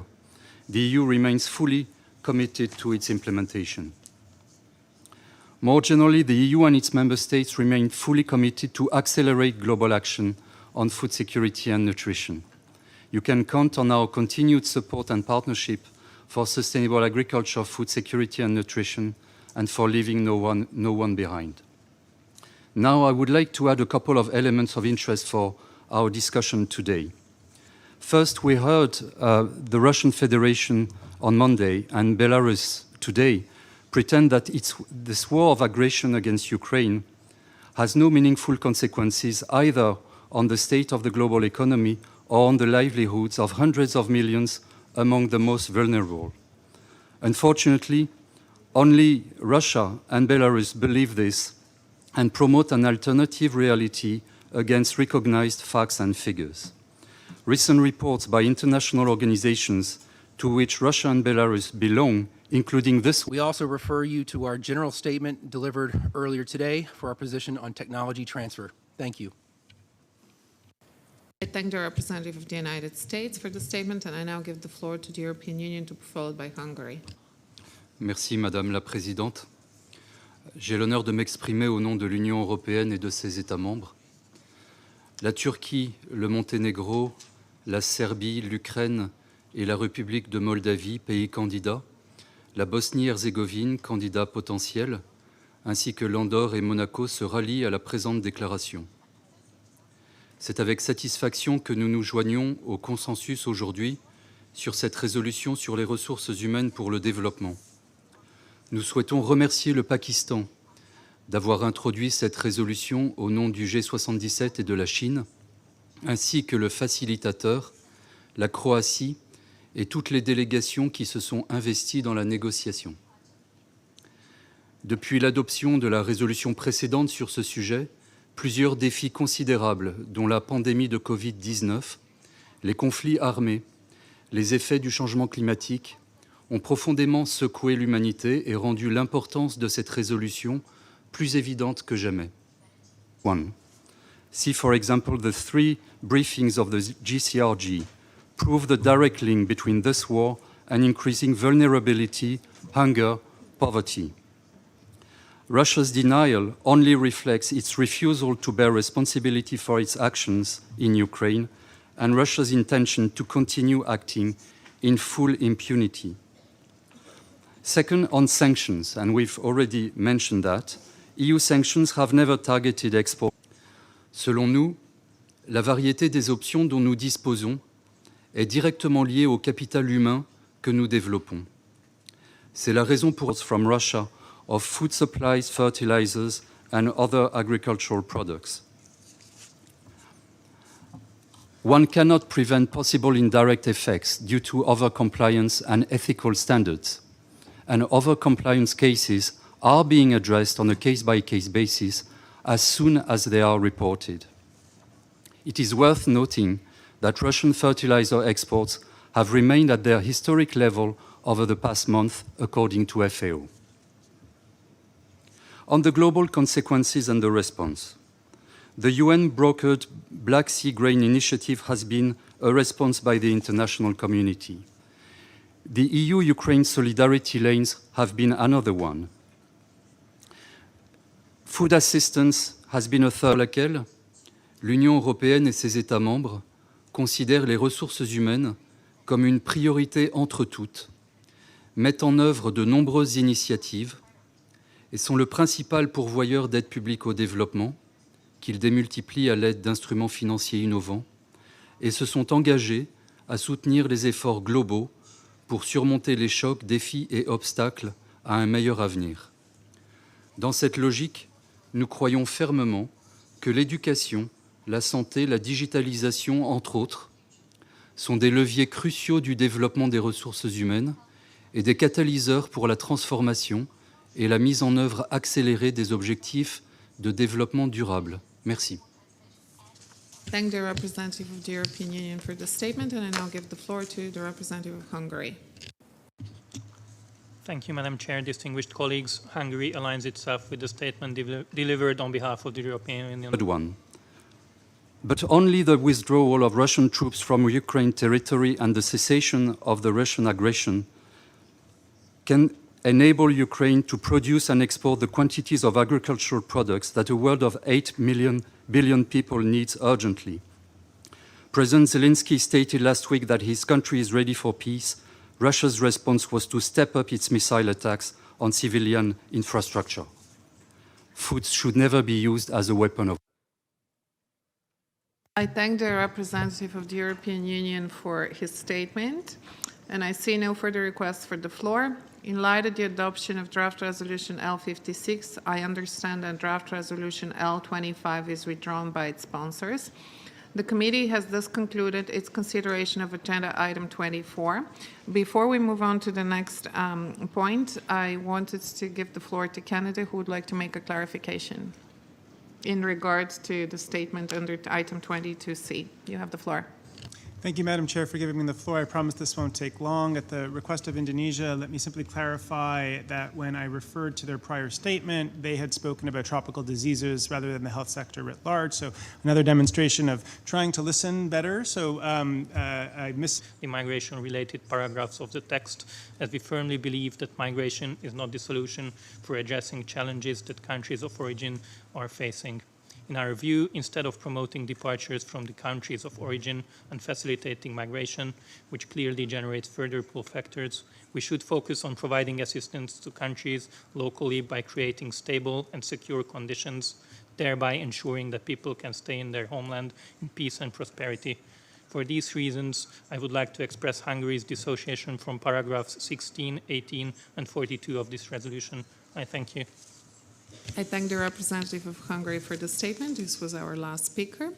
In light of the adoption of draft resolution L47, I understand that draft resolution L27 is withdrawn by its sponsor. The committee has thus concluded its consideration of sub-item D of agenda item 22. I now invite the committee to resume its consideration of sub-item A of agenda item 23, operational activities for development of the United Nations system, in order to take action on draft resolution L45 of the same title as submitted by the rapporteur, Ms. Francesca Cassar, on the basis of informal consultations on draft resolution L37 submitted by Pakistan on behalf of the Group of 77 and China. I would like to inform the committee that draft resolution L45 has no program budget implications. I wish to thank the facilitator, Mr. Cyril Prisset. If I misspoke, I apologize for that. And while I have the floor, let me also apologize to the interpreters for the speed of the first part of my intervention. Thank you very much. I thank the Deputy Permanent Representative of Canada for the clarification. I now invite the committee to consider agenda item 124, revitalization of the work of the General Assembly. Before proceeding to action on the two draft decisions submitted under item 24, does any delegation wish to make a general statement under the item? I see no request for the floor. I now invite the committee to take action on draft decision A/C2/77/L53 entitled Revitalization of the Work of the Second Committee as submitted by the Bureau. I would like to inform the committee that draft decision L53 has no program budget implications. Does any delegation wish to make a statement in connection with draft decision L53? I see none. May I take it that the committee wishes to adopt draft decision L53? I hear no objection. Draft decision L53 is adopted. Of Switzerland for his efforts in bringing the informal consultations to successful and timely conclusion. I would also like to thank delegations for their constructive engagement in the negotiations. Does any delegation wish to make a statement in connection with draft resolution L45? I see no request for the floor. Any delegation wish to make a statement after the adoption of draft decision L53? I see Mexico. Floor, may I take it that the committee wishes to adopt draft resolution L45? I hear no objection. Draft resolution L45 is adopted. Does any delegation wish to make a statement after the adoption of draft resolution L45? And I'll give the floor to the representative of the United States to be followed by the European Union. Thank you, Madam Chair. The United States is pleased to join consensus on this resolution and would like to express our appreciation to the facilitator, Switzerland, for their skillful leadership of the negotiations. With regard to the U.S. position on other cross-cutting issues in this resolution, including the Addis Ababa Action Agenda, we refer member states to our general statement delivered earlier this afternoon. Thank you. Thank the United States for the representative of the United States for the statement, and I now give the floor to the representative of the European Union. Thank you, Mrs. Chair. I have the honor to deliver this statement on behalf of the European Union and its member states. The candidate countries Montenegro, Serbia, Albania, Ukraine, and the Republic of Moldova. Gracias, señora presidenta. Madam Chair, I have the honor to deliver this statement on behalf of Andorra, Iceland, Israel, Japan, Liechtenstein, Moldova, Montenegro, Norway, Serbia, the United Kingdom, Turkey, and the European Union and its member states, and as well as my own country, Mexico. We would like to take this opportunity to commend your leadership and the Bureau's sustained efforts to provide guidance on working methods as we continue to face unique challenges after the pandemic and the way we live and work. Madam Chair, we have seen what we can achieve. Potential candidate country, Bosnia and Herzegovina, and the EFTA country, Norway, member of the European Economic Area, align themselves with this statement. The European Union and its member states support the adoption of the resolution on operational activities for development of the UN. When we agree to focus our time and efforts and are efficient in our working methods. Circulating documents in editable track changes format, as well as starting negotiations during the first informal, lead to important efficiencies during a busy committee season and must continue to take place consistently. We would like to thank the facilitator, Mr. Cyril Prisset, and his colleagues from the Swiss mission for guiding us through the negotiations. In addition, we would like to recognize and thank our partners and fellow negotiators for their commitment to the process. Despite these limitations of the agreed working methods of the Second Committee, Member States and the United Nations, and more broadly, multilateral cooperation continues its work on key issues. The Doha Program of Action of Least Developed Countries was adopted in March. COP27 was held, and the Sharm el-Sheikh implementation plan was adopted with a very constructive zero draft, for their passionate engagement and for their flexibility, especially during the final stretch of the negotiations. Consensus on this resolution is important. The reform of the UN development system is in a crucial phase, and it was essential that the entire membership recalled its principled support to the reform, to its materialization, and to its implications in New York and in program countries. In many respects, the current text reflects important priorities of the European Union and its member states. The language on the funding compact, the results framework, and the cooperation framework constitutes an important preparation. Historic reference to loss and damage support to developing countries. A post-2020 global biodiversity framework is expected to be adopted during phase 2 of COP15 in the upcoming months. Madam Chair, we are repeating some of the aspects that we mentioned last year because we have seen that not all of our proposals have been implemented. We've voiced our strong concerns with regard to resolutions that do not currently align with landmark agreements of 2015, particularly the 2030 Agenda. We've also expressed our support to merge resolutions when appropriate, to adapt the periodicity of resolutions to allow sufficient time for issues to develop and for significant updates to be required, as well to actively consider co-authorship. We must continue to be guided by these important considerations to focus our work and to support for the upcoming ECOSOC operational activities segment. However, while negotiating the resolution, we encountered two specific issues which we would like to emphasize. First, we are disappointed that we could not get consensus on mentioning the precarious funding situation of the RC system. At the moment, the system is underfunded and UN member states are not delivering on the goals of Resolution 76/4 by providing adequate, predictable and sustainable funding for the resident code. Support a more effective and efficient United Nations and achieve tangible progress on the ground. Madam Chair, we are at a turning point on 2C revitalization. On the one hand, we are well into the decade of action with only 8 years before 2030, and we must ensure our shared commitment to and focus to the 2030 agenda as well as other landmark agreements of 2015, so that they are the foundation of the work of the second committee. On the other hand, we have directly witnessed and benefited coordinator system. It would have strengthened the resolution to clearly reaffirm the need for adequate, predictable and sustainable funding of the resident coordinator system, the invitation to the Secretary General to report on recommendations in case the funding turns out insufficient, and the need to create efficiency gains that can be reinvested. From the efficiencies achieved when we work together and focus our time and efforts. Collaboration and discipline has allowed the committee to complete its work again this year and to do so within the allotted time frame. We believe the same collaboration and discipline could be used not only to temporarily preserve the status quo, but rather to ensure that the second committee is set up to deliver on what member states have been calling for, a sustainable, inclusive, and resilient recovery to get back on track to achieve the 2030 agenda. We, the members of this committee, must come together and agree to revitalize our work in a way that makes this committee truly fit for purpose in delivering on all our commitments and agreements and focus on the most vulnerable.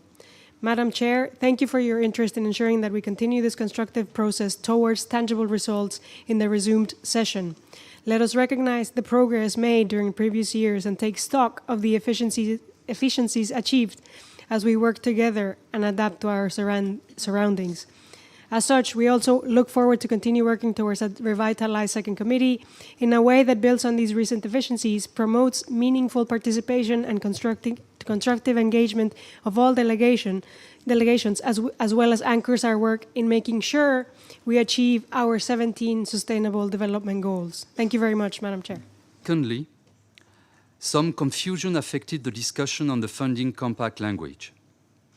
The European Union and its member states support having the ECOSOC operational activities segment as the main governing body of the UN development system.